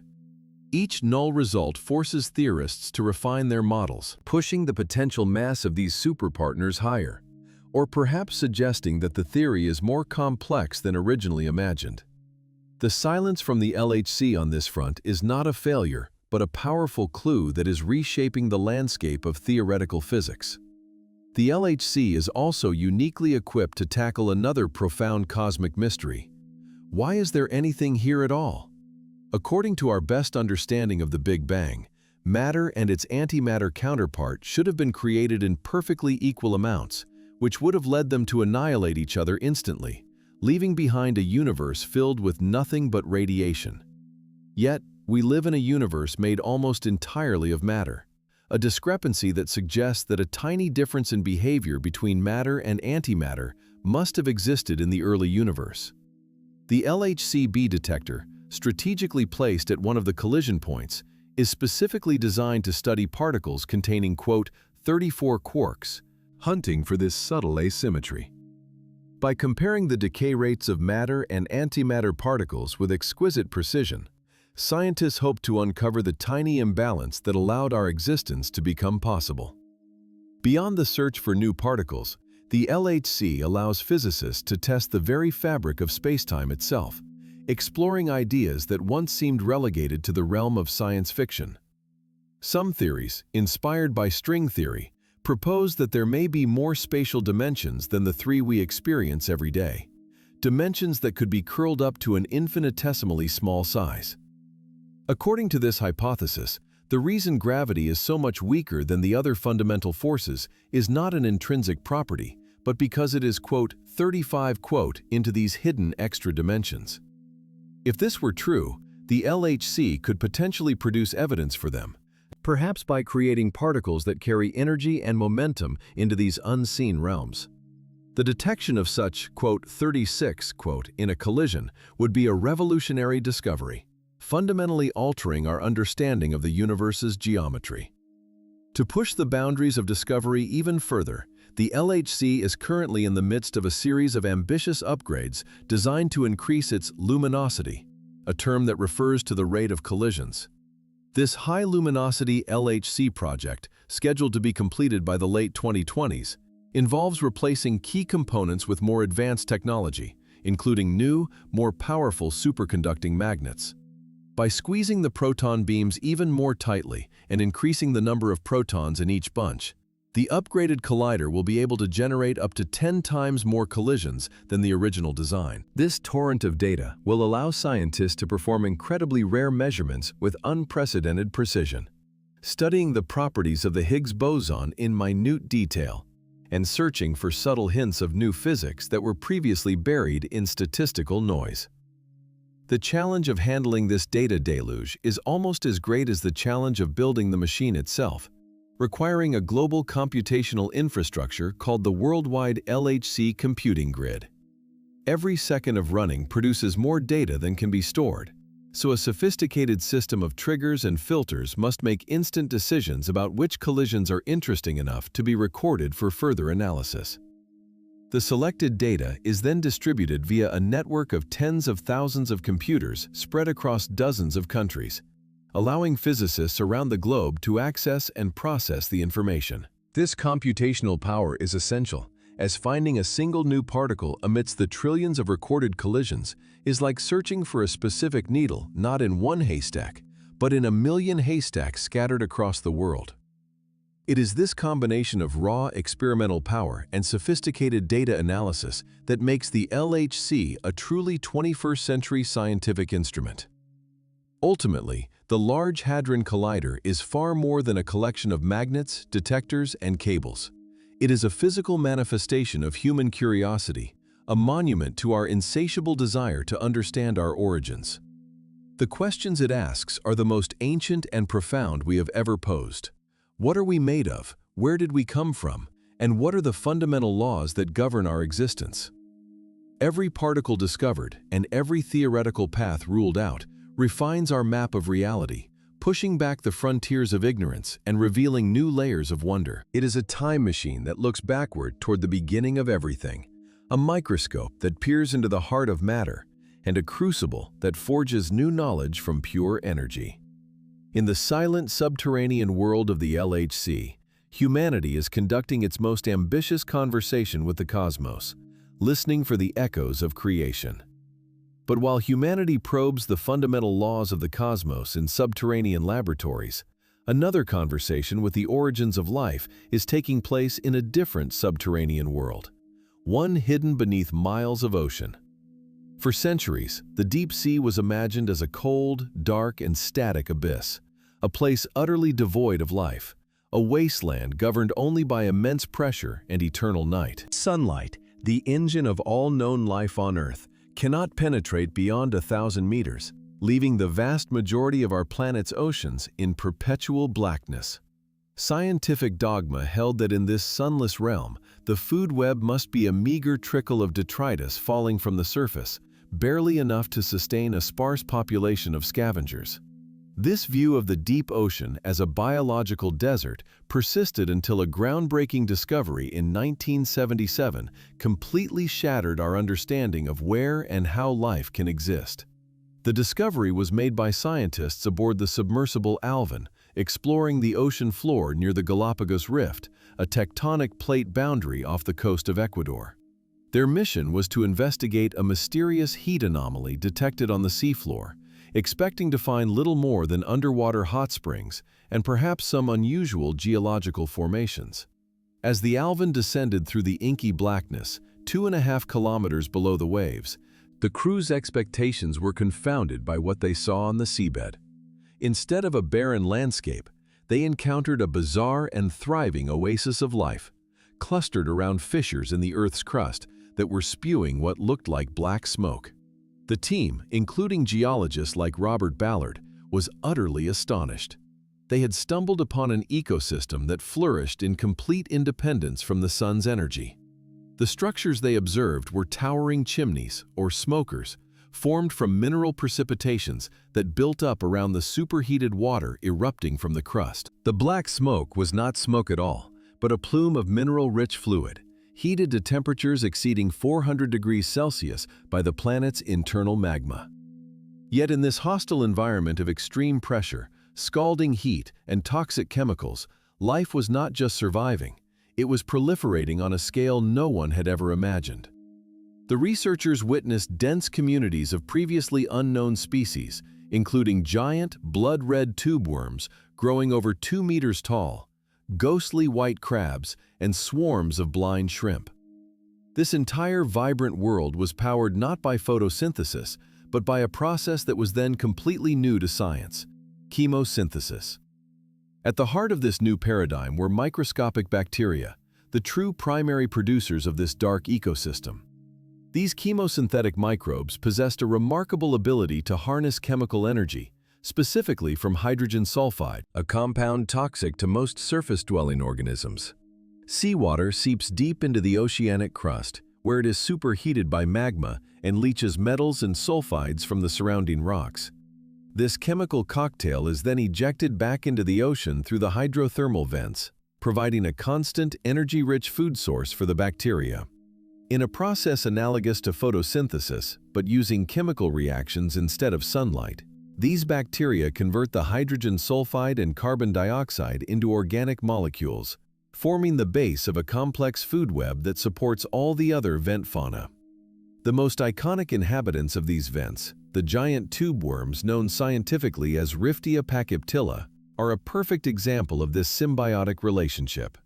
These creatures have no mouth, no stomach, and no digestive system, having evolved into living condominiums for their internal bacterial partners.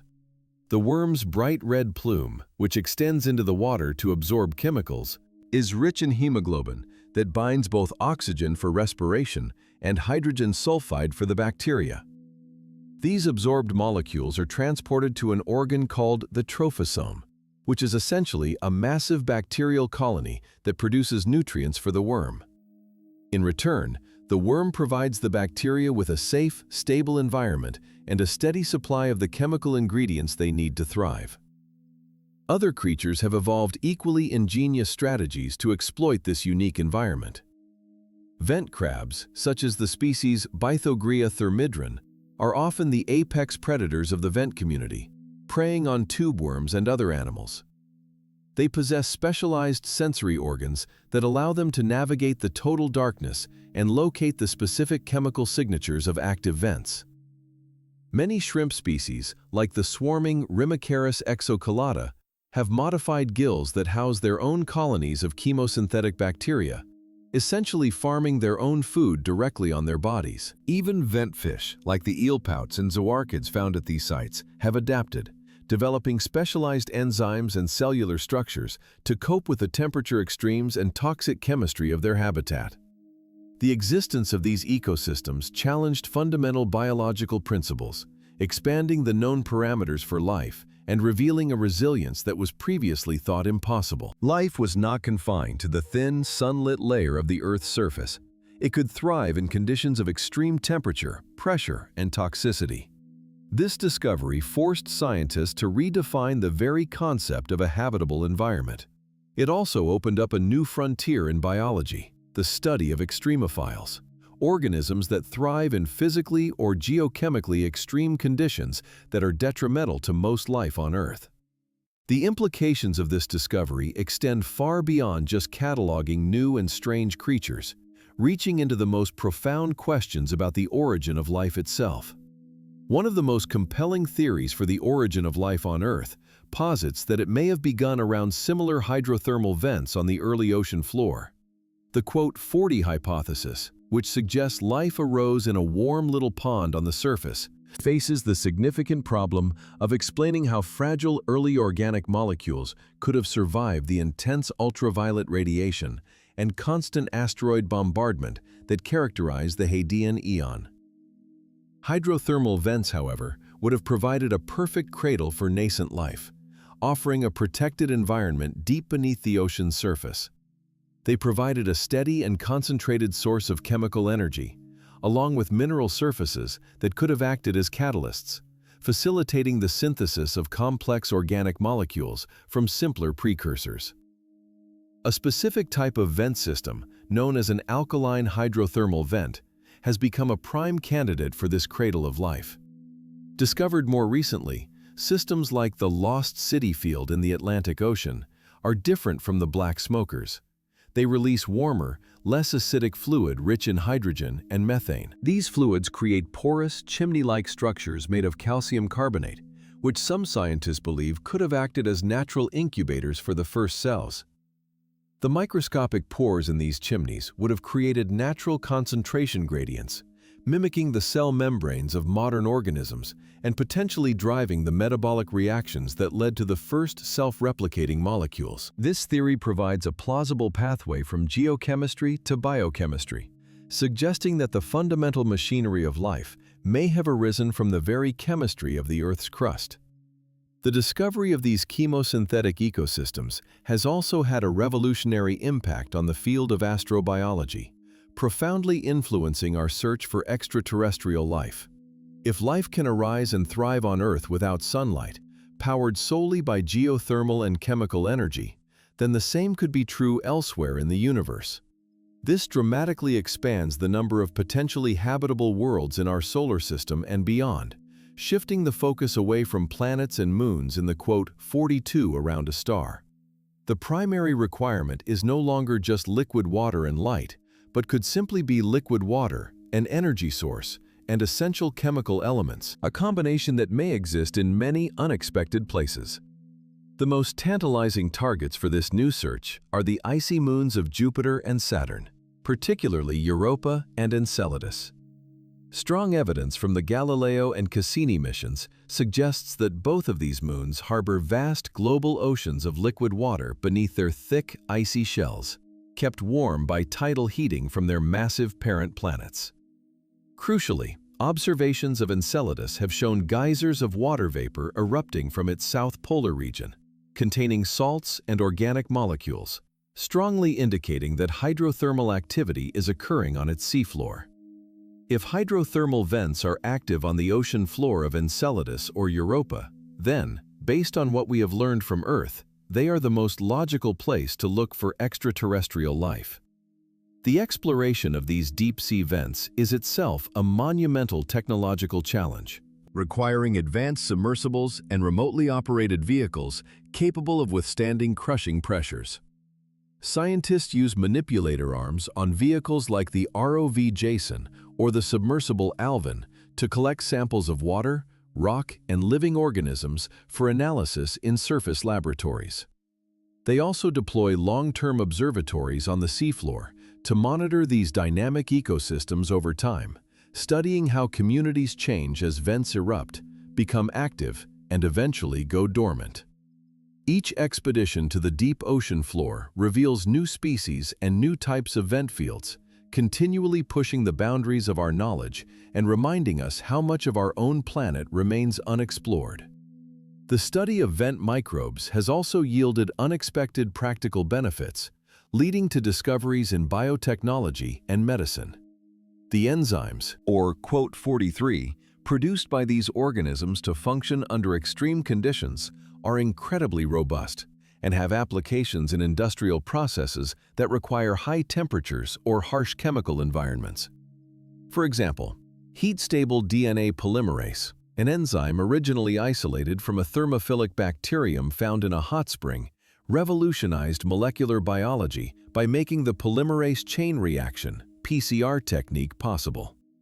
Similarly, compounds produced by vent organisms are being investigated for their potential as new antibiotics, anti-cancer drugs, and other pharmaceuticals, demonstrating how exploring the deep sea can lead to tangible innovations for humanity. Yet, these unique and fragile ecosystems are increasingly under threat from human activities, even in the most remote parts of the ocean.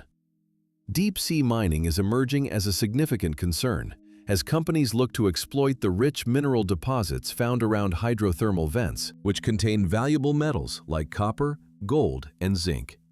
The process of mining could obliterate entire vent communities, which are often highly specialized and exist nowhere else on Earth.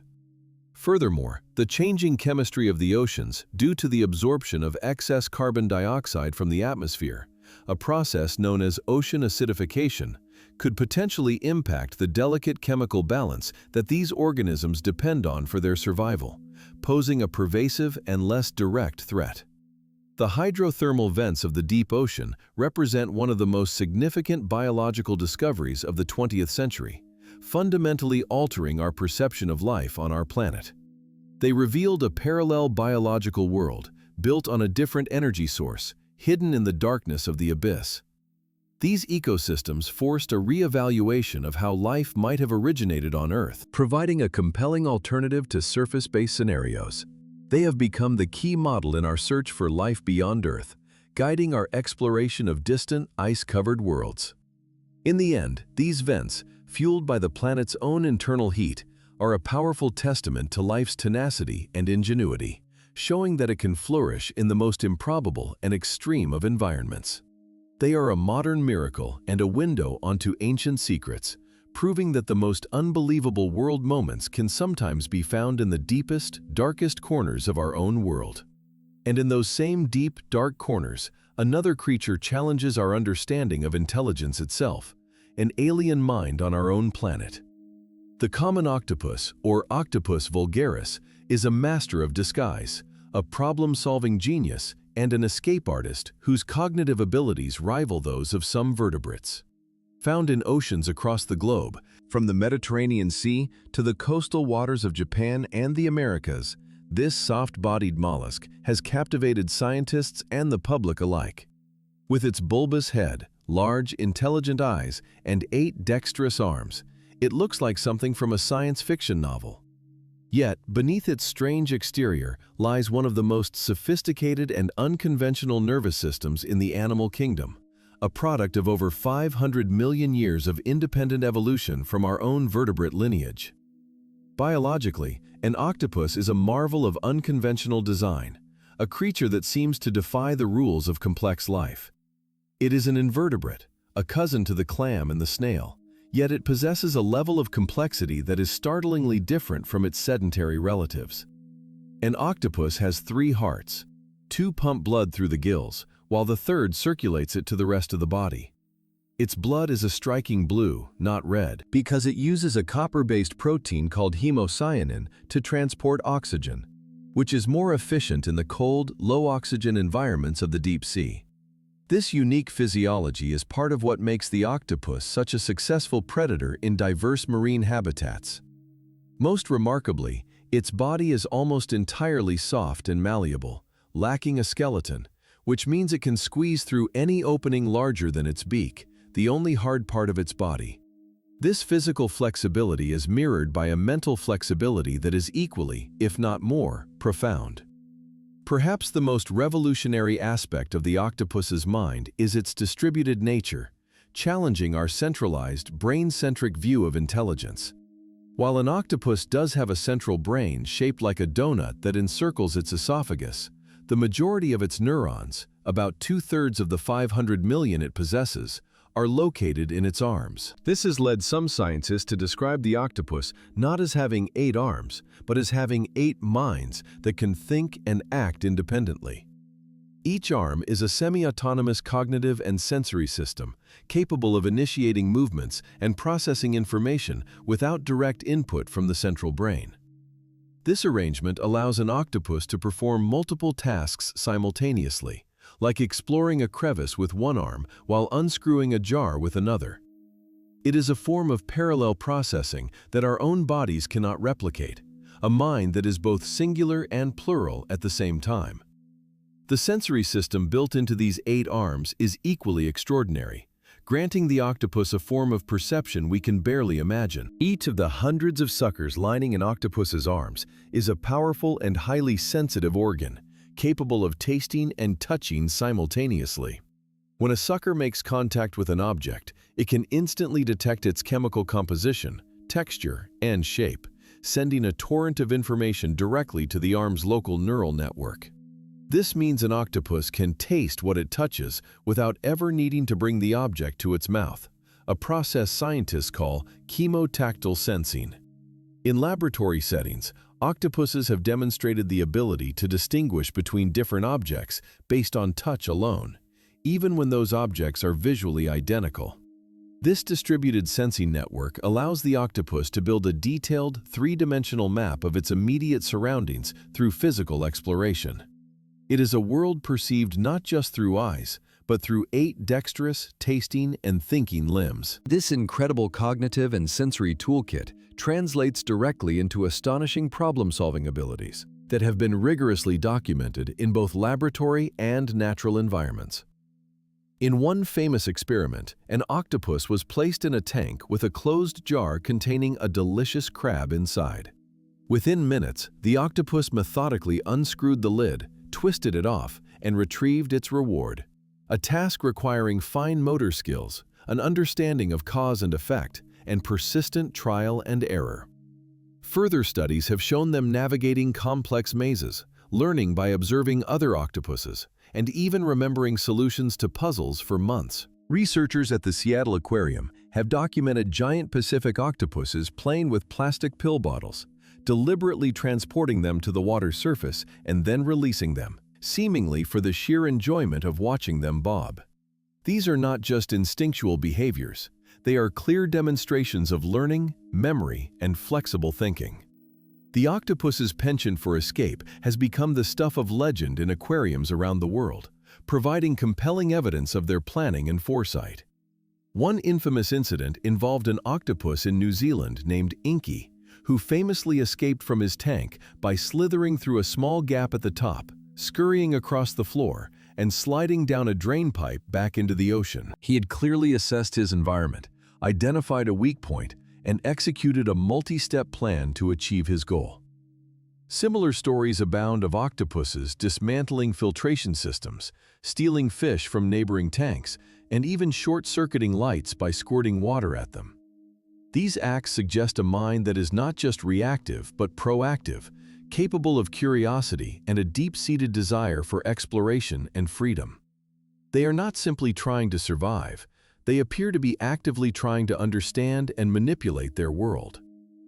In their natural habitat, octopuses employ equally sophisticated hunting strategies that showcase their intelligence and adaptability.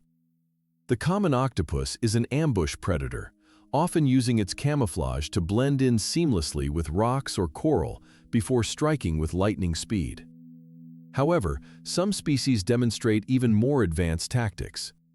The veined octopus, for instance, has been observed collecting discarded coconut shells on the ocean floor. It cleans them out, carries them across the seabed, and assembles them into a portable shelter, a clear example of tool use. Other species have been seen using jets of water to uncover buried prey or to strategically move sand to create a better hiding spot. These behaviors are not hardwired instincts, but are learned and adapted to specific situations, demonstrating a capacity for foresight and complex planning that is rare in the invertebrate world. The discovery of the coconut-carrying veined octopus, Amphiooctopus marginatus, off the coast of Indonesia was a landmark moment in the study of animal cognition. This was the first time an invertebrate had been observed using a tool in such a complex and planned manner. The octopus would meticulously select a half-shell, transport it by stilt walking on its remaining arms, and then find a second half to complete the shelter. This behavior goes beyond simply using an object. It involves collecting, transporting, and assembling components for future use. According to biologists who publish their findings in Current Biology, this is a case of true tool use, requiring foresight and an understanding of the object's utility. It is a construction project, a demonstration that the octopus can think ahead to its future need for protection. This finding forced scientists to reconsider the evolutionary origins of complex cognition, suggesting it can arise in very different branches of the tree of life. Beyond tool use and problem solving, evidence of play in octopuses further solidifies their status as highly intelligent creatures. Play is generally defined as voluntary, repeated activity that serves no immediate survival purpose, and it is considered a hallmark of complex minds.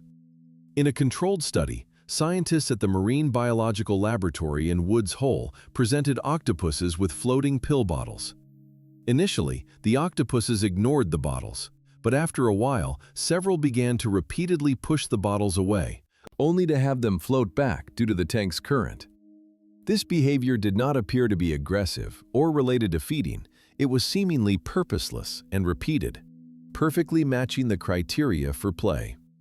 This suggests that octopuses possess a level of curiosity and a cognitive capacity that is not solely dedicated to survival.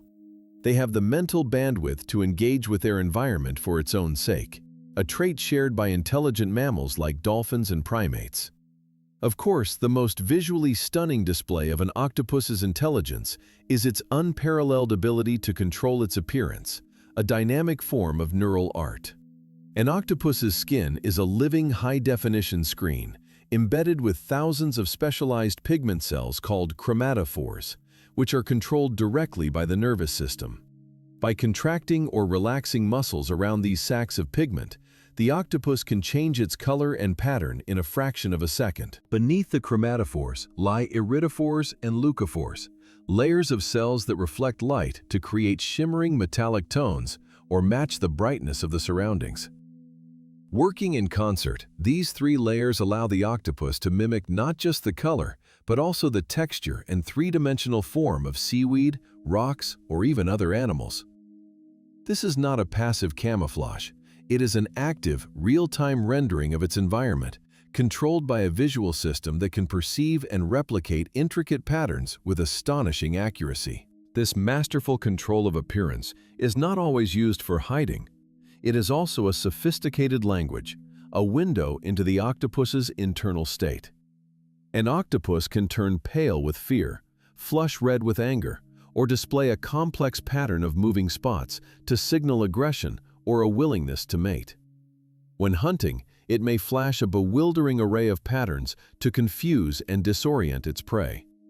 The Quote 47 display, where waves of dark color move across the body, is thought to mimic the shadows of overhead predators or ripples in the water, a form of mimicry used to startle prey or communicate.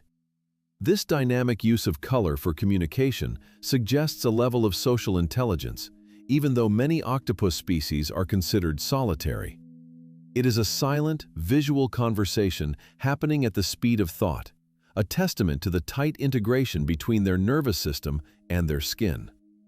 Perhaps the most haunting and mysterious behavior is observed when an octopus sleeps, offering a tantalizing clue to its inner world. Octopuses have two distinct stages of sleep, a quiet period and an active period. During the active stage, their bodies remain still, but their skin begins to flash and shift through a complex sequence of patterns and colors, much like it does when they are awake and active. Scientists at Brazil's Brain Institute suggest that this REM-like sleep stage could be the octopus equivalent of dreaming. It is as if the octopus is reliving experiences or processing memories, its skin displaying a cinematic replay of its neural activity. This raises profound questions about the nature of an octopus's consciousness. What does an octopus dream about? What is it like to perceive the world through 8 arms that taste and think, and to express that inner world through a living screen of skin? These questions place the octopus at the forefront of not just biology, but the philosophy of mind. The existence of such a complex alien intelligence on our own planet forces us to confront the limitations of our own understanding. As philosopher and diver Peter Godfrey Smith explores in his book, Other Minds, the octopus represents the most spectacular example of an alternative evolutionary path to a complex mind. Our own intelligence evolved within a social, vertebrate framework centered on a large, centralized brain. The octopus's intelligence, however, evolved in a solitary, invertebrate context, resulting in a decentralized, embodied consciousness. It challenges our anthropocentric bias, suggesting there is no single blueprint for intelligence.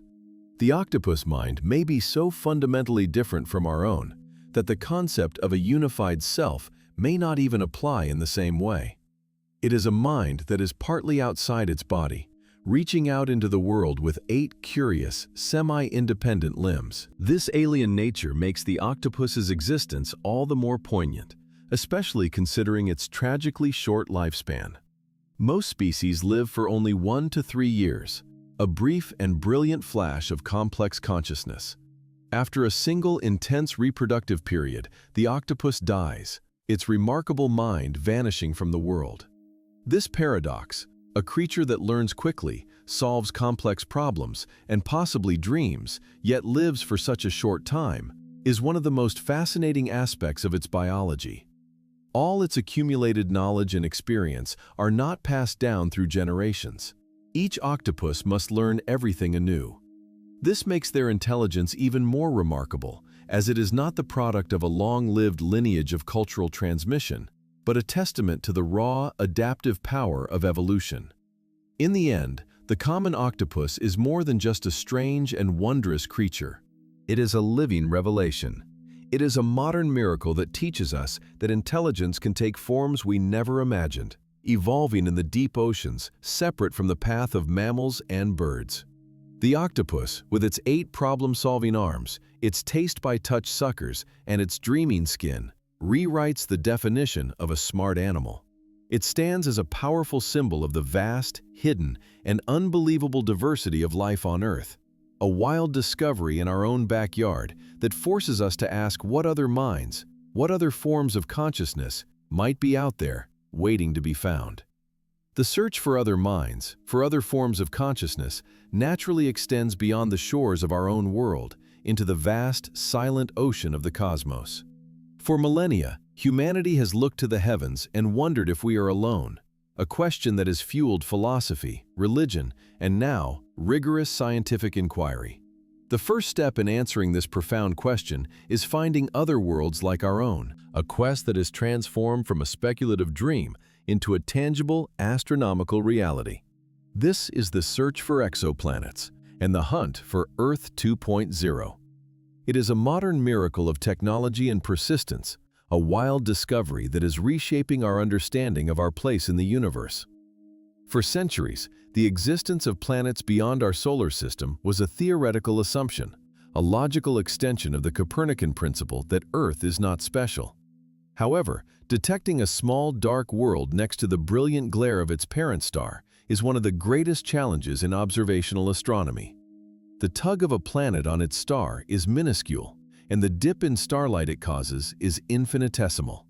It was not until the final decade of the 20th century that technology finally caught up with our ambitions. The first confirmed detection of an exoplanet orbiting a sun-like star sent shockwaves through the scientific community. In 1995, Swiss astronomers Michel Mayor and Didier Queloz announced the discovery of 51 Pegasi b, a planet they nicknamed, quote, 49. This world was a complete surprise, a gas giant half the size of Jupiter that orbited its star so closely it completed a year in just 4 Earth days. These, quote, 50, as they came to be known, defied all existing models of planetary formation, which predicted such large planets could only form in the cold outer regions of a solar system. This single discovery proved that other solar systems existed and that they could be wildly different from our own. It opened the floodgates, and astronomers began developing new techniques to find these elusive worlds. The first successful method was the radial velocity, or quote 51 quote method. As a planet orbits a star, its own gravity exerts a tiny gravitational pull on the star, causing the star to wobble back and forth. This wobble can be detected from Earth by measuring the star's light with extreme precision. When the star wobbles towards us, its light is shifted towards the blue end of the spectrum. When it wobbles away, it is shifted towards the red. This Doppler shift is a clear signature of an unseen companion. And by measuring the period and size of the wobble, scientists can determine the planet's minimum mass and orbital distance. While powerful, this method is biased towards finding massive planets in close orbits.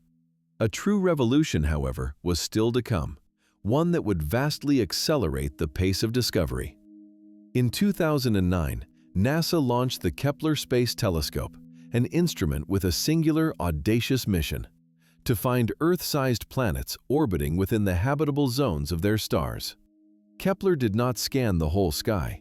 Instead, it stared unblinkingly at a single patch of space in the Cygnus constellation, containing over 150,000 stars. Its mission was to look for the tiny, telltale dips in starlight that occur when a planet passes in front of its star, an event known as a transit. By measuring how much the star dimmed and how often the transit occurred, scientists could determine the planet's size and orbital period.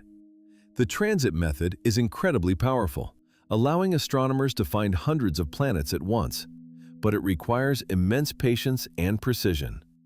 Kepler's instruments were so sensitive, they could detect a decrease in starlight of just 20 parts per million, equivalent to a single fruit fly passing in front of a car's headlight from a great distance. During its 9-year mission, Kepler was an unmitigated success, fundamentally changing our perception of the galaxy.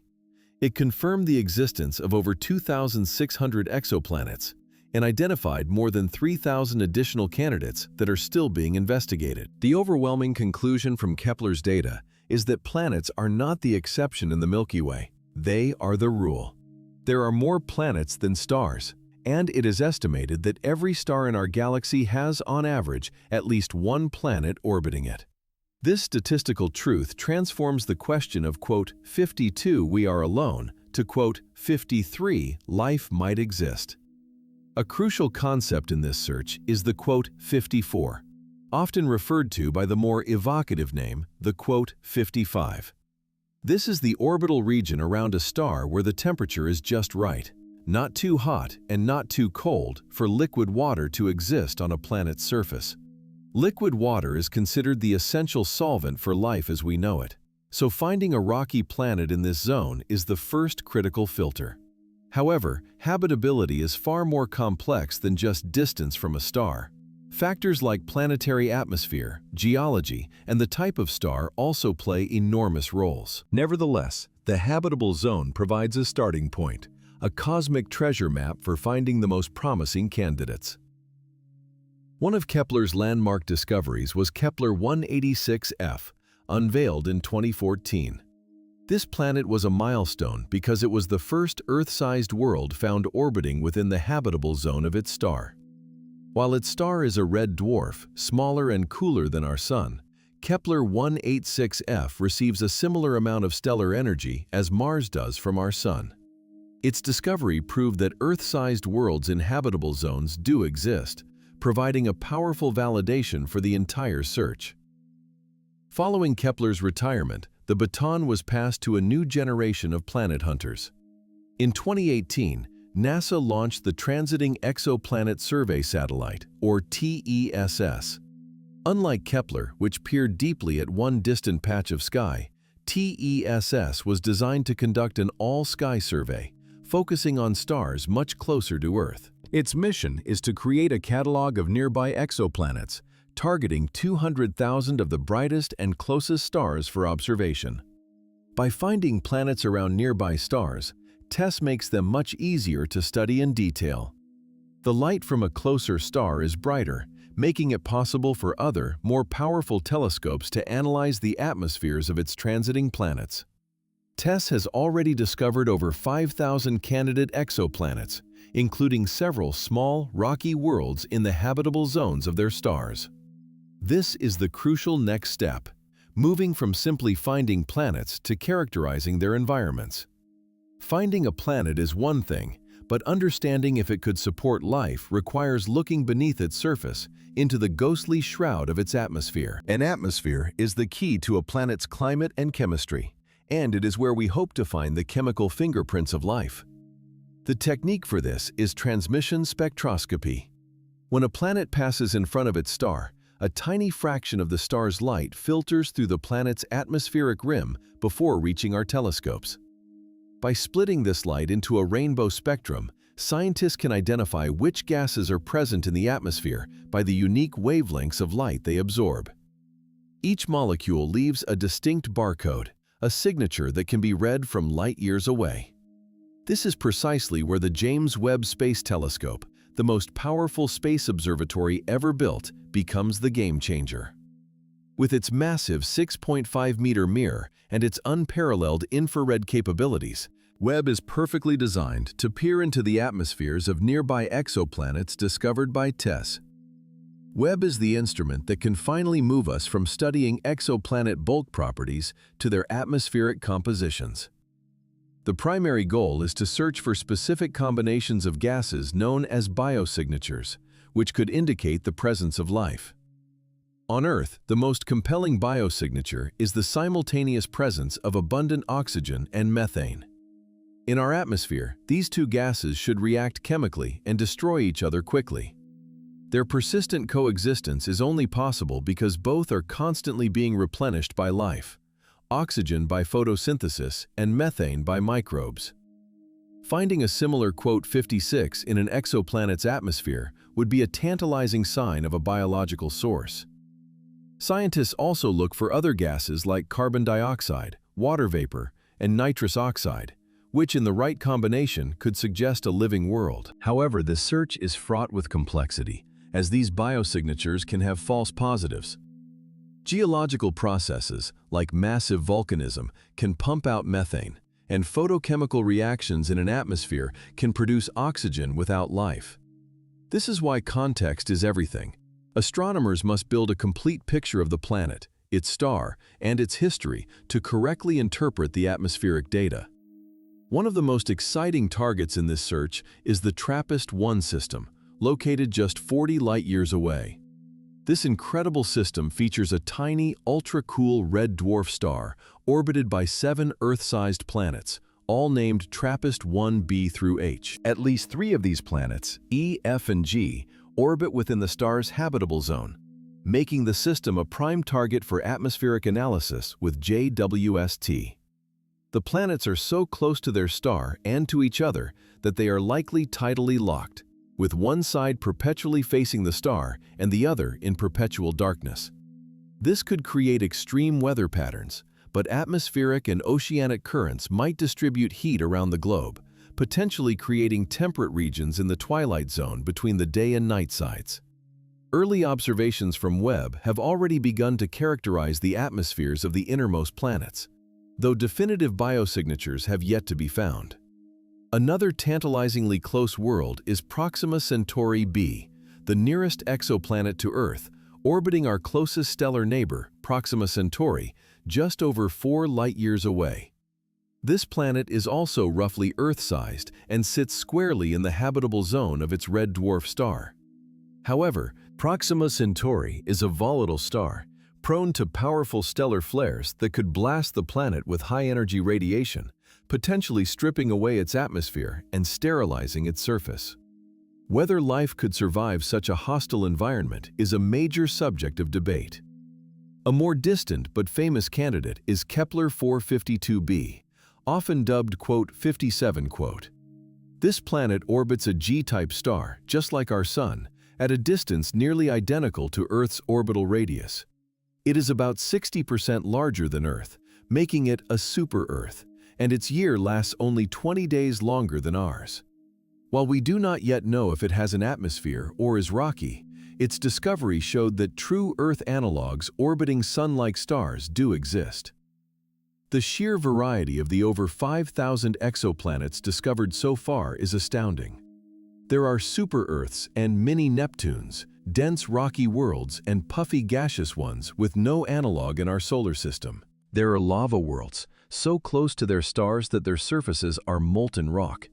And there are rogue planets, untethered to any star, wandering through the interstellar dark.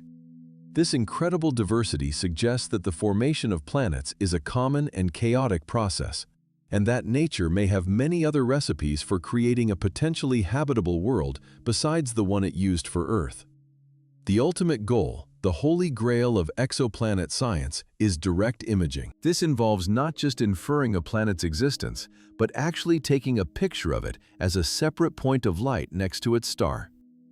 This would allow scientists to analyze the full spectrum of light reflected off the planet, potentially revealing the presence of oceans, continents, ice caps, and even seasonal changes in vegetation.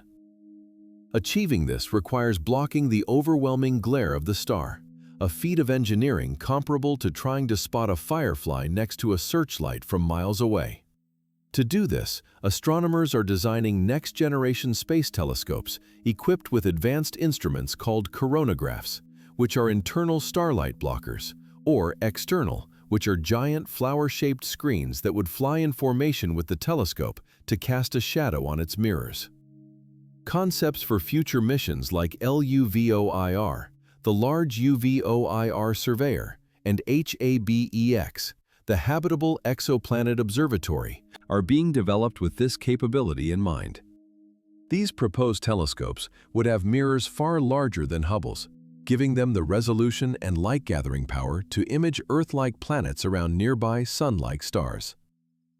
The search for Earth 2.0 is far more than a cataloging project. It is a journey of profound philosophical significance. Each new world discovered is a new data point in the equation of cosmic biology, forcing us to confront our cosmic loneliness, or perhaps our cosmic connection. Are we a miraculous singular accident, a chemical fluke that happened only once in the vastness of spacetime? Or is life a cosmic imperative, a natural emergence that flowers wherever conditions permit? The answer to this question would irrevocably change humanity's understanding of itself. As the James Webb Space Telescope and future observatories turn their gaze to these distant worlds, we are living through a pivotal moment in history. We are the first generation with the technology to seriously answer the ancient question. Every photon of light captured from an exoplanet's atmosphere is a message from another world, a whisper across the cosmic void. The universe is beginning to reveal its secrets, and the hunt for Earth 2.0 is the most unbelievable, most wild, and most important discovery of our time. A modern miracle that may finally tell us if we are alone. But while some mysteries lie light years away, others are hidden in plain sight here on our own planet, in one of the most inhospitable places on Earth. Deep within California's Death Valley National Park lies a place called Racetrack Playa, a flat, dry lakebed nestled in a remote valley. Here, scattered across the cracked mud, are dozens of stones, ranging in size from small pebbles to massive boulders weighing hundreds of kilograms. The unbelievable part is that many of these stones have left long, winding trails behind them in the dried mud, etching paths that stretch for hundreds of meters. These trails reveal that the rocks have moved, sometimes in straight lines, sometimes making graceful turns, and sometimes even reversing direction, all with no apparent force acting upon them. For decades, the sailing stones of Racetrack Playa were one of geology's most perplexing enigmas, fueling wild speculation and scientific debate. The phenomenon was first formally documented by a prospector in the early 20th century, but local Native American tribes likely knew of it for centuries. The trails appear with no signs of human or animal footprints nearby, ruling out simple pranks or intervention. The rocks themselves are not magnetized, and there is no unusual magnetic anomaly in the area that could explain their movement. This absence of obvious cause led to a plethora of theories, ranging from the scientific to the supernatural, each attempting to explain this silent desert ballet. Early scientific hypotheses focused on the most obvious force available in the desert: wind. Researchers calculated the wind speeds required to push the largest stones, a 320-kilogram boulder, for instance. The results were staggering. The required winds would have to be near hurricane force, far exceeding anything ever recorded in the area. Furthermore, such powerful winds would leave telltale evidence, like scoured ground or piles of debris, which were conspicuously absent. If wind alone was the cause, why did some stones move while their neighbors of similar size remained stationary? This simple wind theory just could not account for the precise individual nature of the stone movements. Another leading theory, proposed in the 1950s and 60s, suggested that ice was the primary agent of movement. The ice sheet hypothesis proposed that during the rare winter rains, a shallow layer of water would cover the playa and then freeze overnight, encapsulating the rocks in a solid sheet of ice. When strong winds blew across the vast frozen surface, the entire ice sheet, weighing many tons, would act like a giant sled, dragging the embedded rocks across the muddy bottom. As the ice melted in the morning sun, it would vanish, leaving only the rocks and their mysterious trails behind. This theory was compelling because it could explain how massive stones could be moved by relatively moderate winds. But it still lacked a crucial element: direct observation. For over 60 years, scientists visited racetrack playa, studying the trails, monitoring the weather, and setting up instruments. But no one had ever actually seen the stones move. The event was both too rare and too fleeting to be caught by chance. The playa is in an extremely remote location, and the perfect conditions for movement might only occur once every few years, perhaps for just a few minutes at a time. The mystery deepened, and the sailing stones became a famous symbol of nature's unsolved puzzles, a topic featured in countless documentaries and scientific journals. The definitive answer would have to wait for a perfect convergence of patience, technology, and a little bit of luck. That breakthrough finally arrived in the winter of 2011, when a team led by paleobiologist Richard Norris and his cousin, engineer James Norris, launched an ambitious study. Their approach was to stop inferring the cause and instead directly witness the event. They brought in 15 rocks of various sizes, each one equipped with a custom-built, high-precision GPS unit nestled inside a hole drilled into its surface. These units were programmed to record their exact location at 1-hour intervals, creating a high-resolution track of any movement. To complement this, they installed a weather station to record wind and temperature data, and set up a time-lapse camera system to monitor the entire playa basin. After 2 years of watching and waiting, with the GPS units showing nothing but stillness, the perfect storm finally arrived in December of 2013. The research team received an alert from their equipment. One of the GPS-tagged stones was on the move. They rushed to the playa, arriving to find a breathtaking sight. A thin veneer of liquid water, just a few centimeters deep, covered the vast expanse of the dry lakebed, shimmering under the desert sun. Floating on this shallow pond were large, thin sheets of ice, like miniature icebergs, and a steady, gentle breeze was blowing across the water's surface. What they witnessed was the elegant and delicate solution to a long-standing mystery.